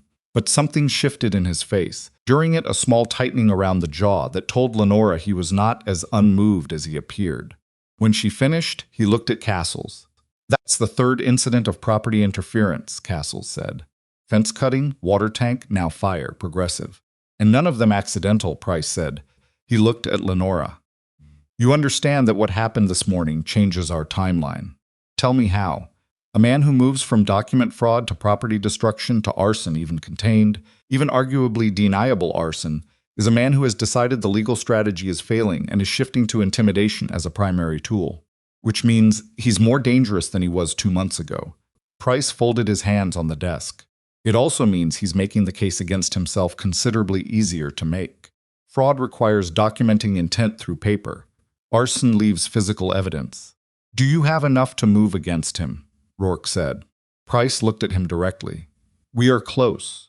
I want to be honest with you about what close means. It means weeks, not months. We are waiting on one formal response from the territorial court regarding jurisdiction, and on your document examiner's testimony being entered into the official record rather than just Pruitt's file." He paused. "The fire this morning, documented properly, adds to the weight of what we're presenting. I need statements from every person who witnessed it. Your ranch hand who found it first, anyone else who was present. Written, signed, dated, Pete, Lenora said, and 2 others. I'll have them here today." "Good." Price looked at her carefully. "Mrs. Fenwick, I want to ask you something, and I want an honest answer." "All right. Is there anything on Silver Briar that Bellgrave could use to complicate your position? Any old agreement, any arrangement your father made that you might not have full knowledge of? Any account or debt that's not fully documented?" She'd thought about this. She'd thought about it since the option agreement appeared, with its forged signature and its story about the 1878 outbreak. She'd gone through every file, every ledger, every correspondence her father had kept, more thoroughly than she'd done the first time. "Nothing," she said. "I've been through everything twice. My father kept records the way some men keep faith, absolutely and without exception. If something existed, it's in those files. And nothing in those files involves Bellgrave. You're certain?" "I'm certain." Price nodded once, the way he did when he accepted a statement and moved on. "Then let's talk about what happens next." What happened next was not dramatic in the way Lenora had half expected it to be. It was paperwork. It was statements and affidavits and the careful, deliberate assembly of documents into a formal package that Price's office would present to the territorial court. It was 3 more days of Pruitt's meticulous handwriting and Solomon Recht's precise testimony being entered into the official record. It was Pete and 2 of the other hands riding into Harwick to sign statements about the fire, which they did without complaint and with the particular quiet anger of men who took the violation of their employer's property personally. It was Lenora writing letters, more letters than she'd written in the previous year, combined to Clara Winfield and Agnes Harmon, and the two additional families that Pruett's contacts had finally confirmed in neighboring counties. Not telling them what was coming, because she didn't know exactly what was coming or when, but telling them to be ready, to have their documentation in order, to be prepared to be contacted formally. Agnes Harmon wrote back within the week. The letter was 3 lines long. We have been ready since the day you came to see us. Dale has the files organized. Tell us when. Clara Winfield's letter was longer and harder to read, not because the handwriting was difficult, but because the content was. She wrote about the night she'd signed the document selling the East pasture, the specific feeling of signing something she knew she shouldn't sign but seeing no other path, and the way that feeling had stayed with her every day since. She wrote, I have told myself for 2 years that I made the only choice I could make. I still believe that's true. But I have also been ashamed of it, and being ashamed of a decision you couldn't have made differently is a particular kind of misery. If this goes to court and I can stand up and say what he did to me, I think that misery might loosen its hold a little. Lenora read that twice. Then she folded it and put it in the correspondence file she'd started keeping for this case specifically. She's going to be the strongest witness, she told Rourke that evening. Not because she's the angriest. Because she's honest about what it cost her, and she's not pretending it didn't. Courts respond to that, Rourke said. Witnesses who tell the complicated truth are harder to shake than witnesses who tell a clean story. You've been in court before. Once. Water rights dispute 12 years ago. I won, but it took 2 days and I felt like I'd been wrung out and hung to dry by the end of it. She looked at him. You don't talk much about your history. You haven't asked much. He said it without any edge. Just accurate. What else should I know, she said. He thought about that with his usual honesty. I'm not easy to live with when something's gone wrong that I can't fix.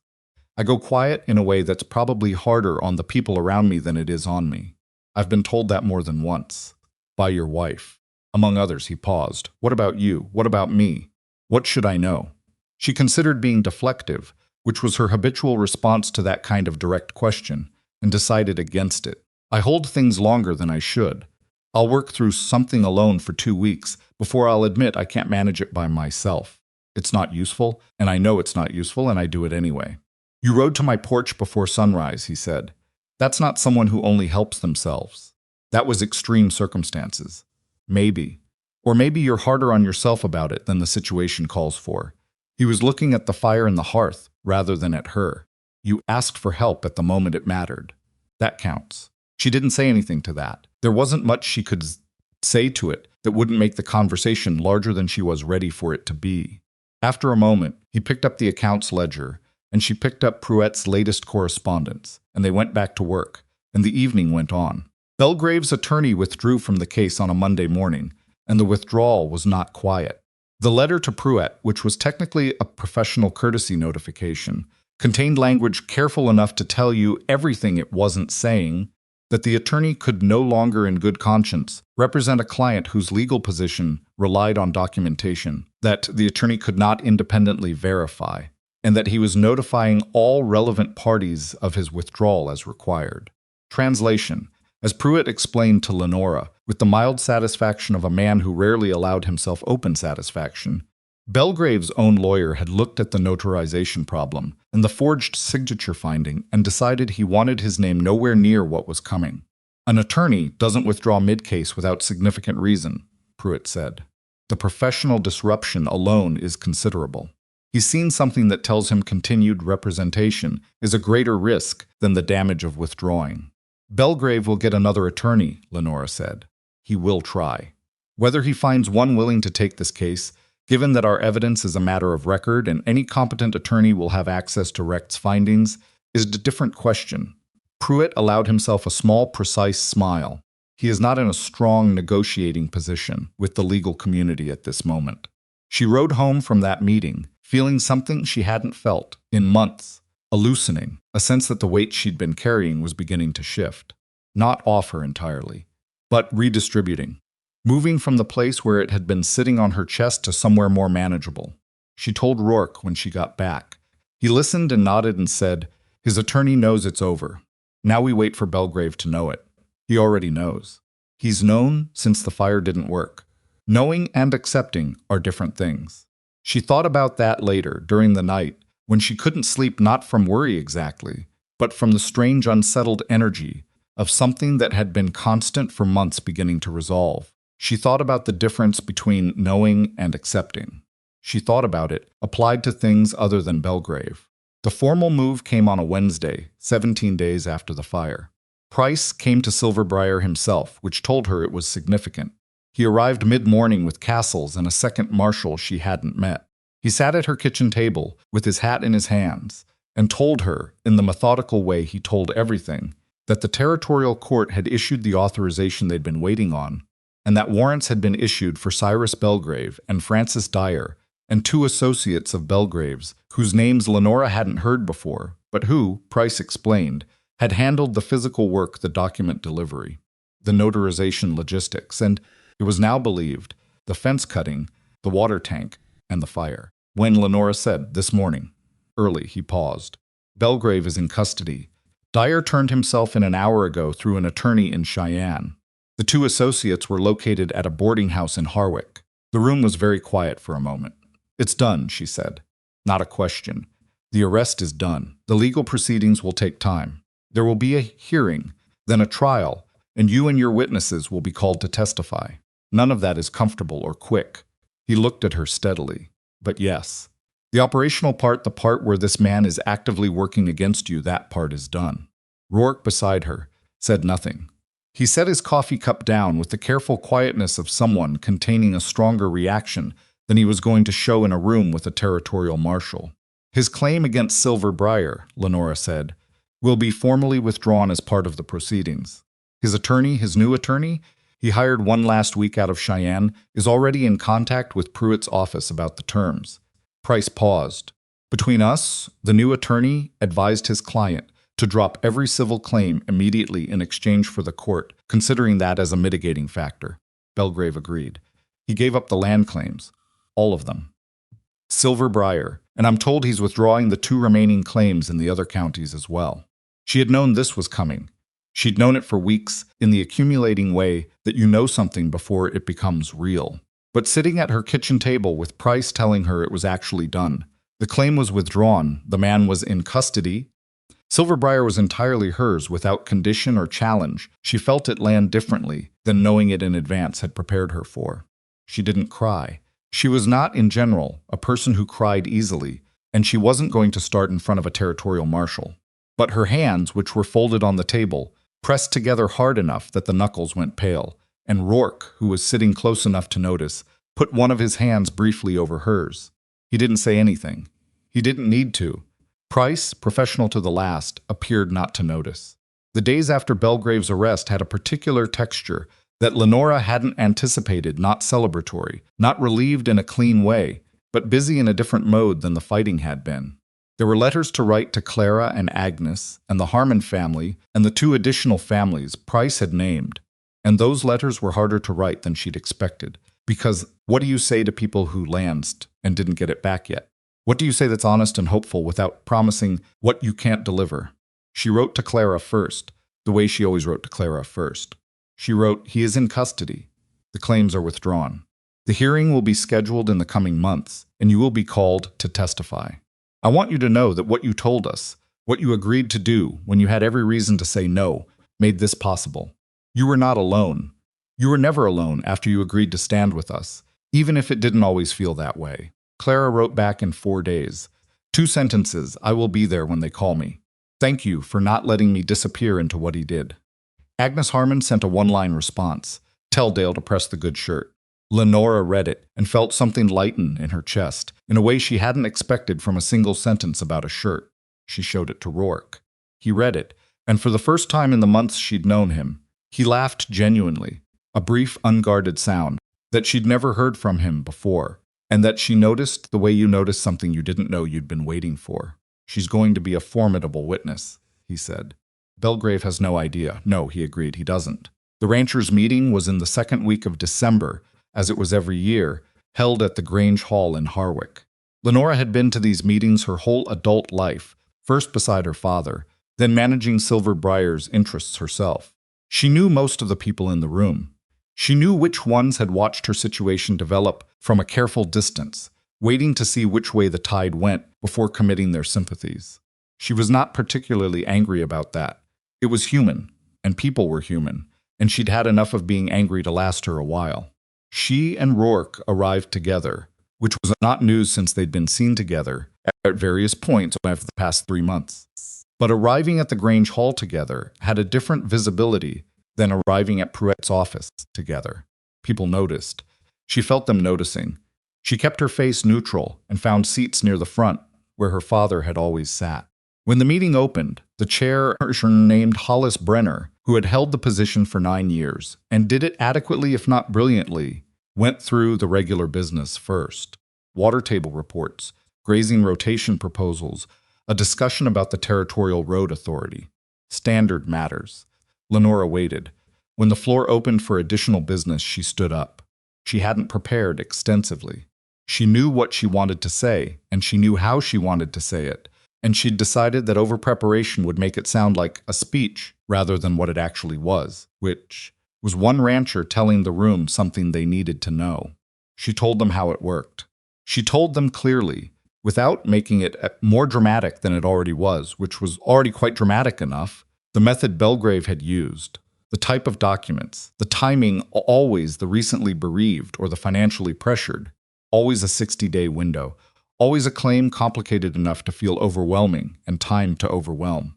She told them about the notarization problem, the forged signatures, the pattern across counties. She told them about Clara Winfield, without too much detail, because Clara hadn't said she could be named publicly yet, and Lenora wasn't going to make that decision for her.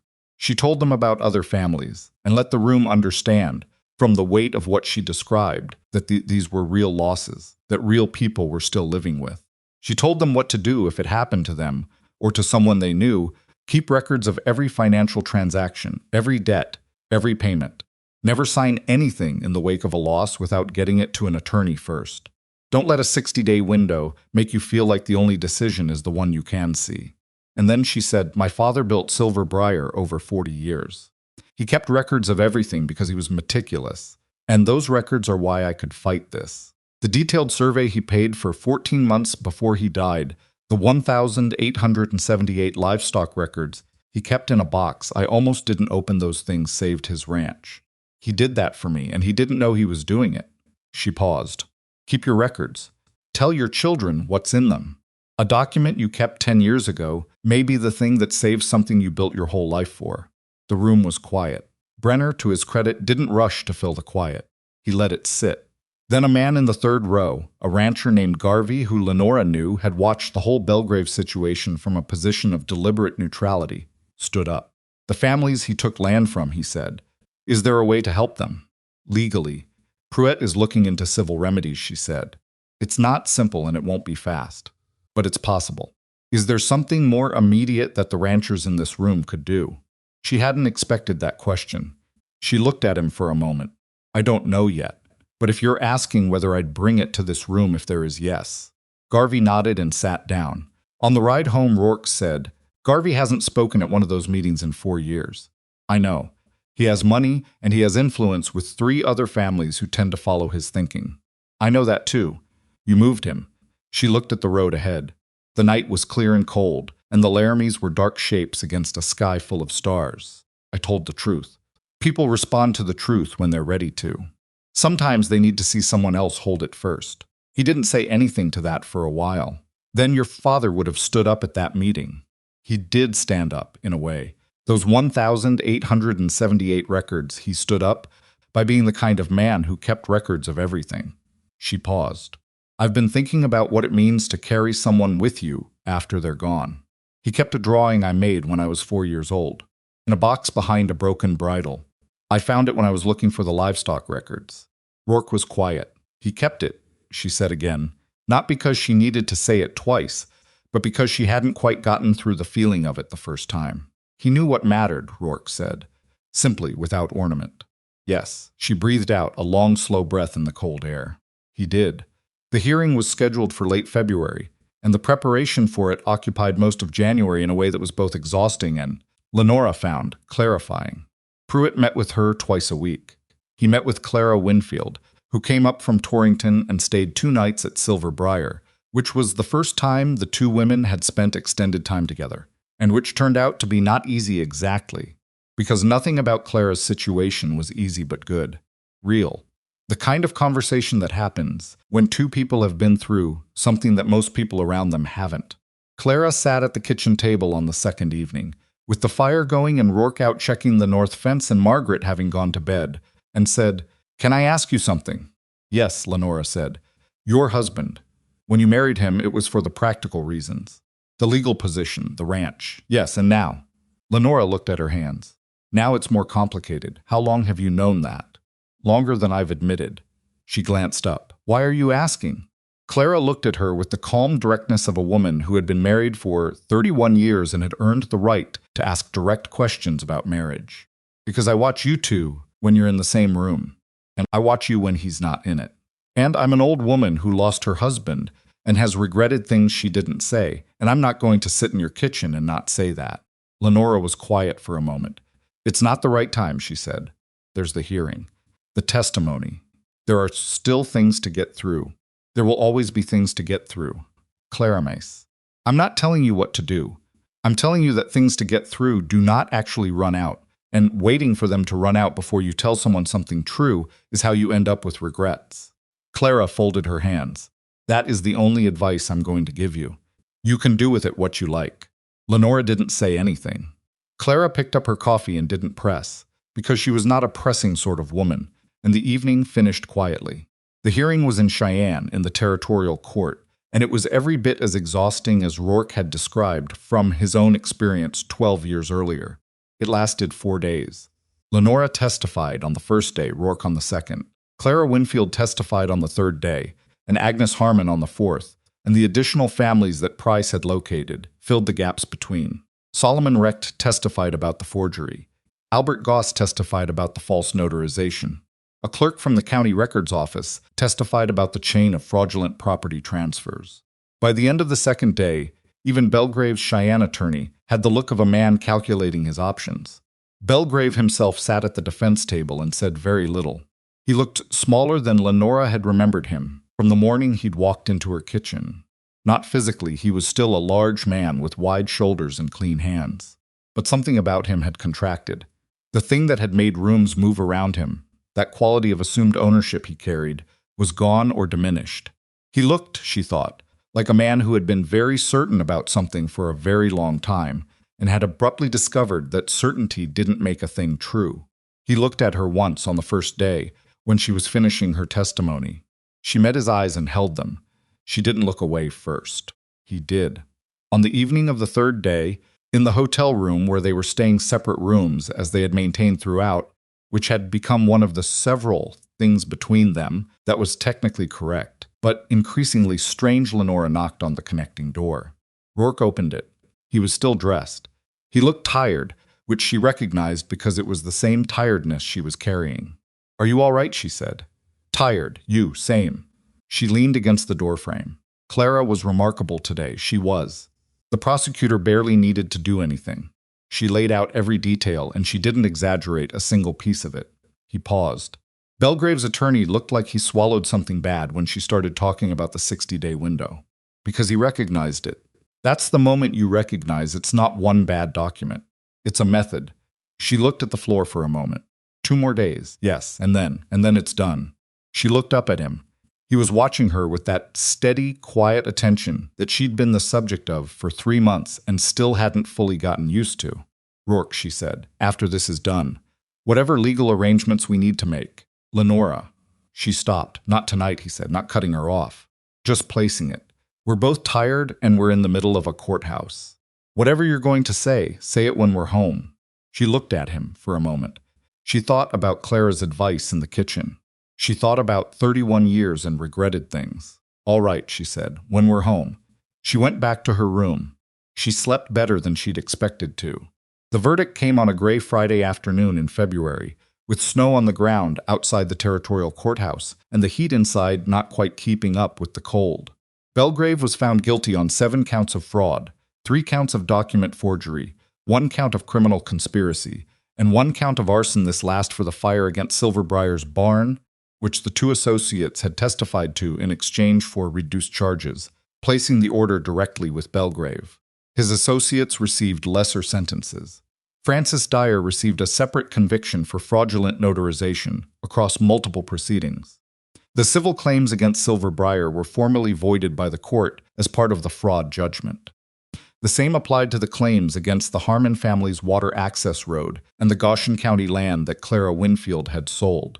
That last part, the voiding of Clara's sale, was not automatic or simple, and Pruitt had worked for weeks to include it in the relief sought. Clara had signed that document under fraudulent duress. Pruitt had argued, and the court agreed. The land did not automatically revert to Clara because there were subsequent buyers who had purchased in good faith, and that would take more proceedings to unravel. But the court's finding that the original sale was fraudulently induced was the foundation those further proceedings needed. Lenora was sitting in the gallery when the verdict was read. Rourke was beside her. Clara was 2 seats down. Agnes, Harmon, and Dale were across the aisle. When the last count was read and the gavel came down, the room exhaled not loudly, not the dramatic release of something in a stage play, but the actual human sound of people who have been holding something for a long time, letting a portion of it go. Clara reached across and put her hand briefly on Lenora's arm, just for a moment. Then she took it back. Outside afterward, on the courthouse steps in the cold, while Pruitt spoke to Price and various other parties arranged themselves around the aftermath, in the way that aftermath always required. Snora stood beside Rourke and looked at the gray sky and thought about the morning she'd ridden to his porch before sunrise with a document in her saddlebag and a question she was ashamed to need to ask. 4 months ago.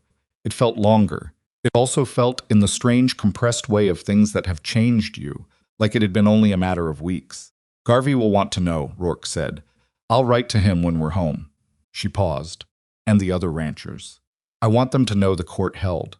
They'll hear it regardless. News like this moves. I know. But I want them to hear it from me. She turned and looked at him. I want it to be useful to someone. All of it. Not just the verdict, but what was learned. He looked back at her.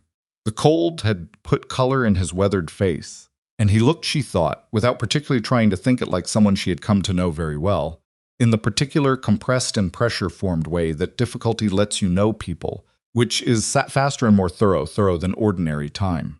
It already is useful, he said. It already has been. She nodded. She looked back at the courthouse steps, at the people milling around, at Clara talking to Price with the composed directness of a woman who has survived something and knows it. Let's go home, Lenora said. Yes, Rourke said. They walked to the horses. The ride back from Cheyenne took 2 days, because February in Wyoming does not care what you've just accomplished in a courthouse, and the road showed it. They stopped the first night at a small inn in a town neither of them had reason to visit before, and ate a meal that was not good but was hot, and didn't talk much. The verdict had a weight to it that wasn't unpleasant but wasn't light either. It was the weight of something finished, and finished things require a different kind of adjustment than ongoing things. You get used to carrying a fight. You don't always know what to do with your hands when it's over. Lenora slept through the night for the first time in months, which she only recognized in the morning by the strangeness of waking up and not immediately reaching for whatever problem had been waiting at the edge of her sleep. Nothing was waiting. The problems she'd carried for 4 months had resolved into a verdict, an avoided claim, and a man in a territorial jail, and the absence of them was almost disorienting. They rode the second day, mostly in silence, which was not uncomfortable. She and Rourke had spent enough time working alongside each other in quiet that silence between them had long since stopped being awkward and become something else, a kind of shared attention to the road and the cold, and the shape of the land they were passing through. She thought, riding, about what she was going to say when they got home. She'd told him she would say it when they were home. He'd accepted that. She'd spent 2 days in a courthouse, and 1 night in a mediocre inn turning the words over, and she still hadn't found a version she was satisfied with, which was unusual for her. She was not generally a person who struggled to say what she meant, but this was different from a legal argument or a business negotiation or a letter to a witness explaining why their testimony mattered. Those things had clear purposes and clear audiences, and she knew what she was trying to accomplish. This was harder because she wasn't entirely sure what she was trying to accomplish, only that something needed to be said, and That Clara's voice in her kitchen kept reappearing in the back of her mind. Things to get through do not actually run out. They reached Silver Briar in the late afternoon, with the light already going flat and cold and the familiar outline of the main house appearing through the bare winter trees the way it always did, which still hit her somewhere in the chest every time after 4 months of being afraid she might lose it. Pete came out to take the horses. Margaret appeared at the door with the particular expression of someone who had been managing a household in the owner's absence and had opinions about it. "There's a letter from Pruitt," Margaret said, before either of them was fully through the door. "And one from that woman in Torrington.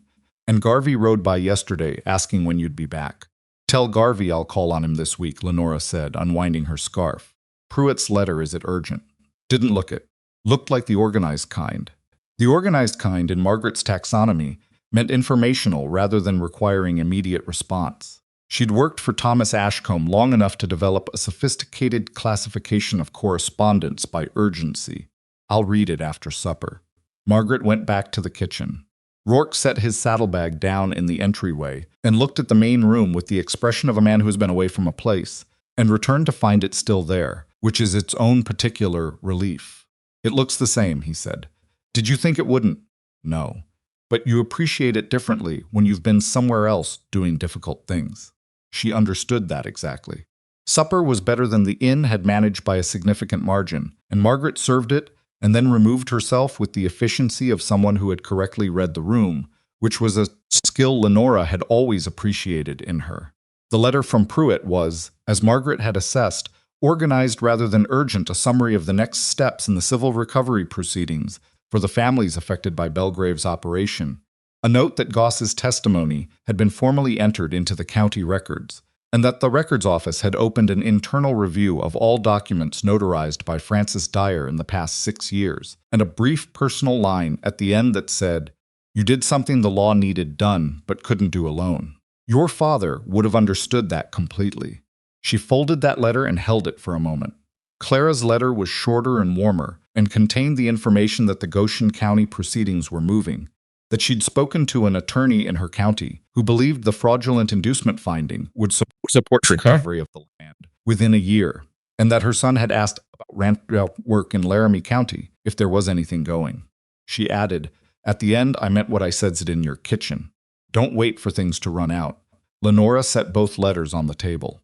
Rourke, across from her, had been reading through a week's worth of his own correspondence that had been forwarded from his property. He set the last of it down. The kitchen was warm. The lamp was lit the way it always was in the evenings. Outside, the wind had settled into the particular steady pressure of a Wyoming winter night, not violent, just constant, the kind of cold that doesn't announce itself but simply exists. She'd been trying to find the right words since Cheyenne, and she still didn't have them, and she was tired of waiting for them. "Rourke," he looked up. "The legal marriage served its purpose," she said. "That was the arrangement. I want you to know that I'm aware of that, and that I wouldn't hold you to something beyond what you agreed to. If you want to sign whatever Pruitt says we need to sign to make other arrangements, I understand that. You gave me more than I had any right to ask for, and I don't take that lightly." He looked at her for a long moment. His face was doing the thing where she couldn't quite read it, and she'd gotten considerably better at reading it over 4 months, which made the opacity more noticeable, not less. "Is that what you want?" he said. "I asked you first." "I know, I'm asking you now." She looked at the table.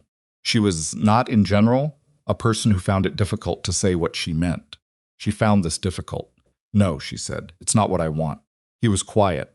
"I've been trying to find the right way to say this for 2 days, she said, "and I don't have it, so I'm going to say it plainly, and you can do with it what you want.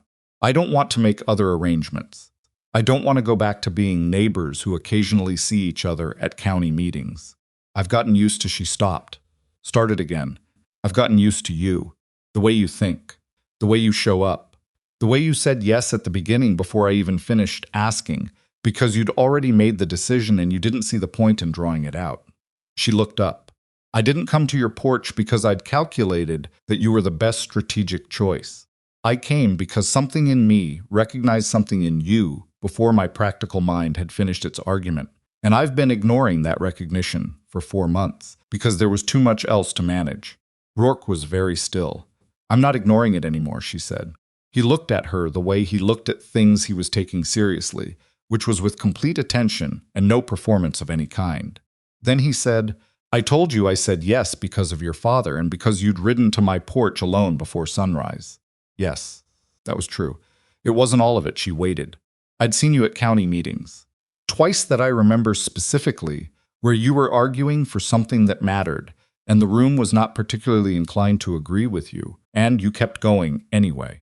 Not loudly. Just steadily, like you'd already decided the thing was true, and you were going to keep saying it until the room caught up. He paused. I noticed that. Before your father died, before any of this. She stared at him. You never said anything, no reason to. I was stopped. Considered. I was not looking for anything. I hadn't been for a long time. And then you appeared at my porch in the dark and asked me something that sounded like a legal proposition, and wasn't. Entirely. And I said yes. She felt something in her chest open in a way that was not comfortable exactly, but was very real. You said you knew enough, she said. I did. Do you still? He looked at her across the kitchen table, in the lamplight, in the warm kitchen of the ranch she'd fought for and kept, and said, Lenora, I've known enough since October, she breathed. A real breath, full and slow. Then I choose this, she said. Not because Silver Briar needs it, and not because a lawyer recommended it. I choose it because I want to, because you are... She was going to say something measured and found she didn't want to. Because you are the person I want beside me. And I've been aware of that for long enough that continuing to pretend otherwise is more effort than it's worth. He was quiet for a moment. Then something shifted in his face, not dramatically, not the way it happened in stories, but in the small true way that things shift on faces when someone stops holding something carefully and lets it rest. All right, he said, soft, direct, no performance. She looked at him. That's it? What do you want me to say? I don't know. Something more than all right. He almost smiled. Almost, and then fully. It was the second time she'd seen him genuinely smile, and it was still a slightly unexpected event on his face. Like good weather in March possible. Real, not guaranteed. I've wanted to say something for approximately 6 weeks, he said. I was waiting until you were ready. How did you know I wasn't ready? You weren't looking at me the same way you started looking at me recently. When you were ready, you'd do what you just did, say it plainly, because you don't know how to do it another way, and that's not a flaw. He paused. I like that about you. The plainness, she shook her head slowly. You are a very strange man, possibly. You could have said something 6 weeks ago. You had a lot going on. She laughed. It was a short, slightly surprised sound, because she hadn't laughed properly in a long time, and her body seemed slightly unprepared for it. I had a lot going on, she repeated. Yes, that's one way to describe it. He reached across the table and took her hand, the way he'd done briefly in Price's office when the claims were formally withdrawn, not dramatically, just placing his hand over hers the way you do when you mean something and don't need to make a production of it. This time she turned her hand over and held his back. They sat like that for a while, which was not nothing.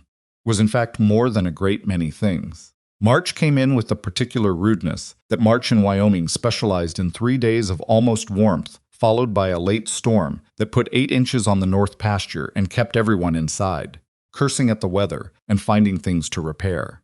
Silver Briar absorbed it the way it had absorbed everything for 40 years, which was imperfectly, and with effort and without falling down. The civil recovery proceedings for the other families moved through February and into spring.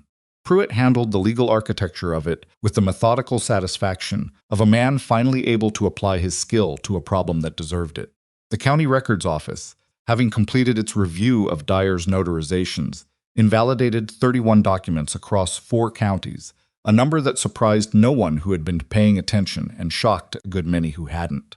Garvey, who had asked at the December ranchers' meeting whether there was something more immediate to be done for the affected families, organized a quiet effort among 5 or 6 of the larger Laramie County ranches, not charity exactly, because the families involved wouldn't have taken charity, but the kind of practical assistance that passes between neighbors when it's offered as a matter of course rather than a matter of pity. Feed prices arranged at cost, work offered at fair wages. One of Garvey's own pastures made available for grazing at no charge during the period, while the Harmon's water access road situation was being legally resolved. Dale Harmon, when Lenora told him about the grazing arrangement Garvey had organized, was quiet for a moment and then said, flatly, I don't like owing people. It's not owing, Lenora said. It's neighbors. That's what people say when they want you to feel better about owing. Dale. He looked at her. When you and Clem sat at your mother's table and agreed to testify, you did something that made it possible for this whole thing to come down. Not just for Silver Briar. For Clara Winfield's land. For whatever families came after you would have been. You don't owe anyone anything. The county owes you. She paused. Let Garvey put his cows next to your cows for a season. He was quiet for another moment. Then Clem said the same thing. Your brother is occasionally right. Don't tell him that. He'll get intolerable, she smiled. He almost did. Clara Winfield's land recovery took until late June, moving through a separate civil proceeding that had its own complications and delays, and moments where Pruitt's letters to Lenora carried the careful optimism of a man who was not entirely certain of the outcome but was not willing to say so directly. When the Goshen County Court finally ruled in Clara's favor, finding that the original sale had been fraudulently induced and ordering it unwound at the original price, which meant the subsequent buyer received compensation from Bellgrave's seized assets, Lenora got the letter on a Thursday morning and read it standing in the yard. She wrote to Clara immediately. She wrote, your land. Yours again. Clara wrote back in 5 days. 4 words Harold would be pleased. Lenora held that letter longer than she held most things. Silver Briar's summer was the best in 3 years, which was partly the weather cooperating for once, and partly the fact that Lenora had spent the winter and spring with her attention, finally undivided, no legal threat hanging over the northern pasture, no court dates consuming weeks, no documents to review and argue and disprove. She could think about cattle and grazing rotation, and the south fence that genuinely needed replacing, and the contract she'd been negotiating with a buyer in Colorado who wanted 200 head by August. She and Rourke had worked out the shape of their actual life, together with the same practical directness that had characterized everything else between them. His property and Silver Briar remained separate operations, because she had not fought for Silver Briar's identity to dissolve it into something else, and he understood that without her having to say it carefully. He ran his ranch, she ran hers. 3 or 4 days a week they were at the same property, and the evenings were generally at Silver Briar, because Silver Briar's kitchen was larger, and Margaret's cooking was better, and neither of them saw the point of pretending otherwise. It was not a seamless arrangement. There were disagreements, real ones, not gentle debates about grazing schedules and equipment purchases, and once a significant argument about whether to take a lower offer from a local buyer or hold out for the Colorado contract, which Lenora won on the merits, and Rourke accepted with the grace of a man who had genuinely reconsidered rather than the grace of a man who had given up. She knew the difference. She was increasingly good at knowing the difference. He was quiet during a difficult week in April when a horse he'd had for 11 years had to be put down, and the quiet was the retreating kind he'd warned her about, the going inward when something couldn't be fixed kind. She didn't push at it. She showed up and worked alongside him, and brought coffee at the right moments, and let the quiet be what it needed to be. After 4 days, he said without preamble, thank you for not asking if I was all right. Were you? No. But I didn't want to be asked, I know. He looked at her. How do you know that? Because when I'm not all right, and there's nothing to be done about it, being asked makes it larger. Being left alone with someone nearby makes it manageable. She paused. My father figured that out early. He was very good at being nearby without crowding. Rourke was quiet for a moment. He raised you well. He did his best, which was, most of the time, quite good.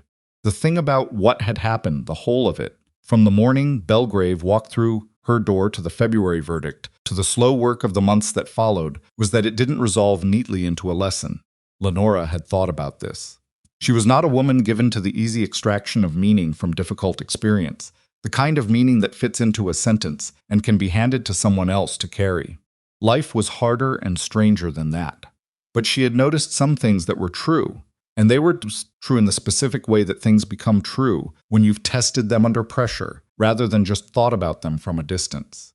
She had noticed that the people who came through for her, Rourke, Clara, Agnes, Dale, Albert Goss, had not done so because the situation was safe or simple or clearly going to work out. They'd done it while the outcome was still uncertain, while Bellgrave still had money and lawyers and the habit of getting what he wanted.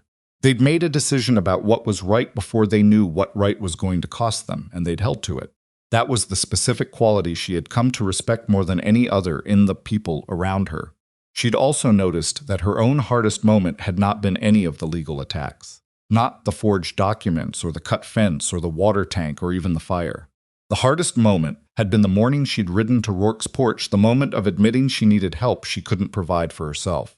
Everything after that had been difficult in practical ways. That moment had been difficult in the way that matters, which is the internal kind.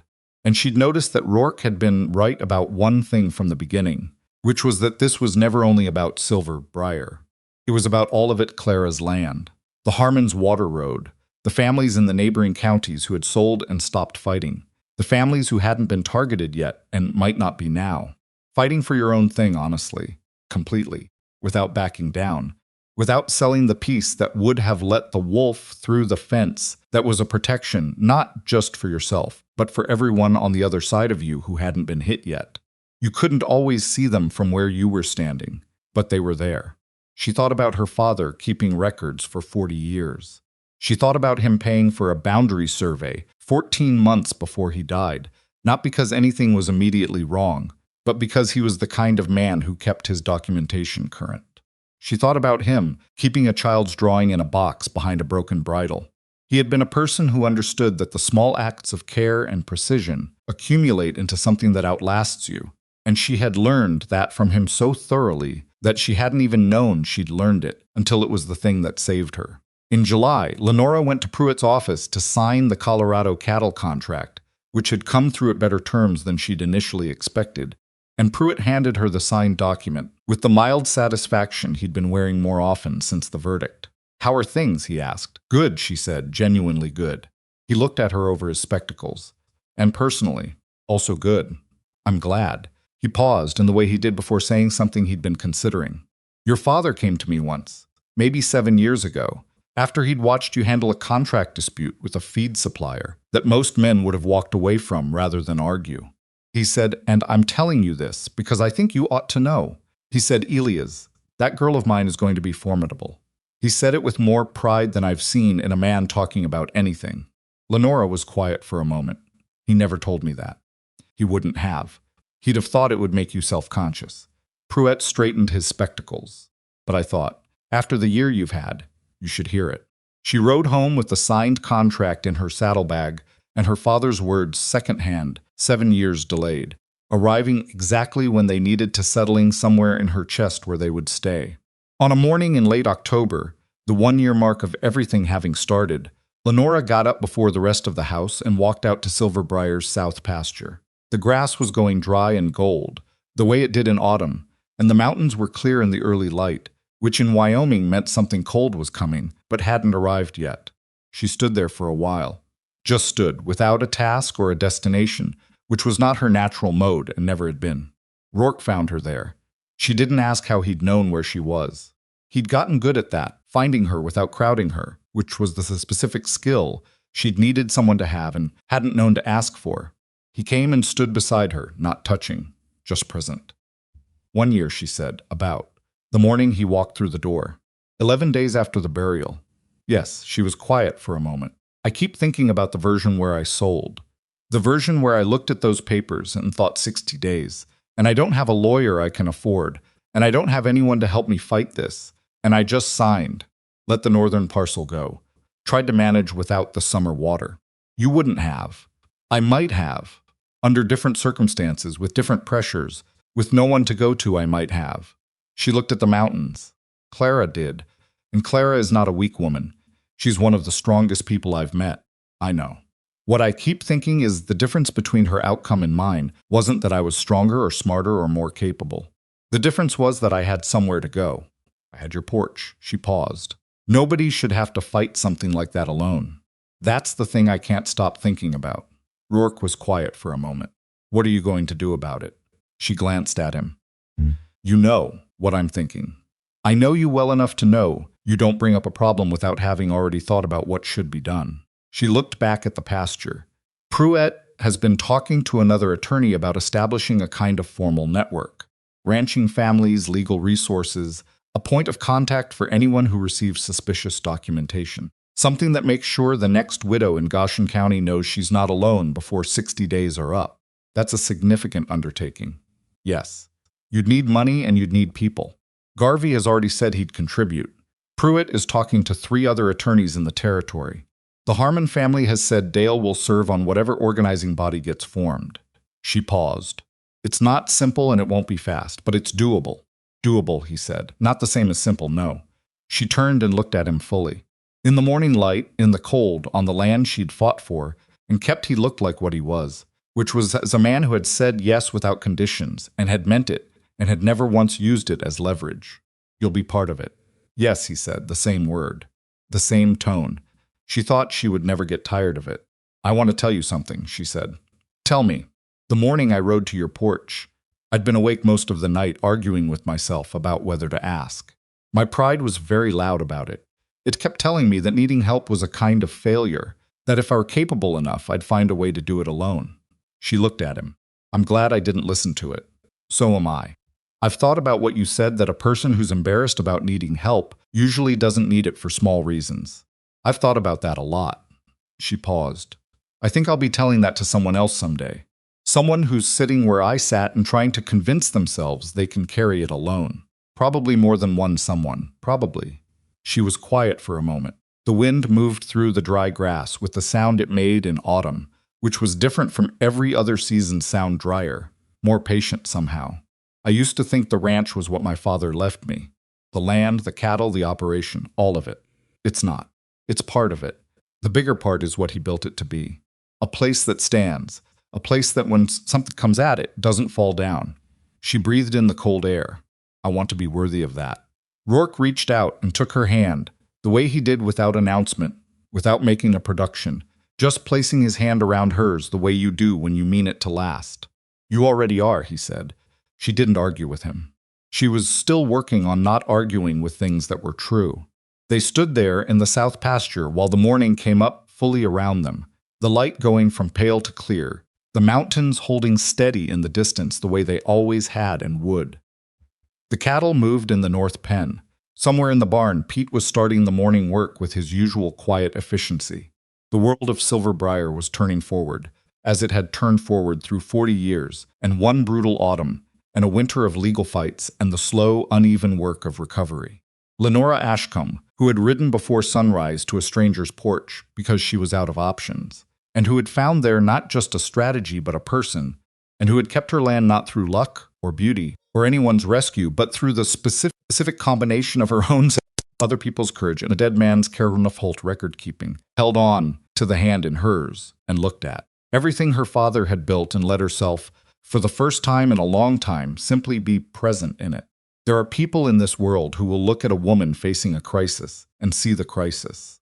There are people who will see her face, or her vulnerability, or the size of what she's up against, and decide that those things define what she's capable of. Cyrus Bellgrave had made that mistake.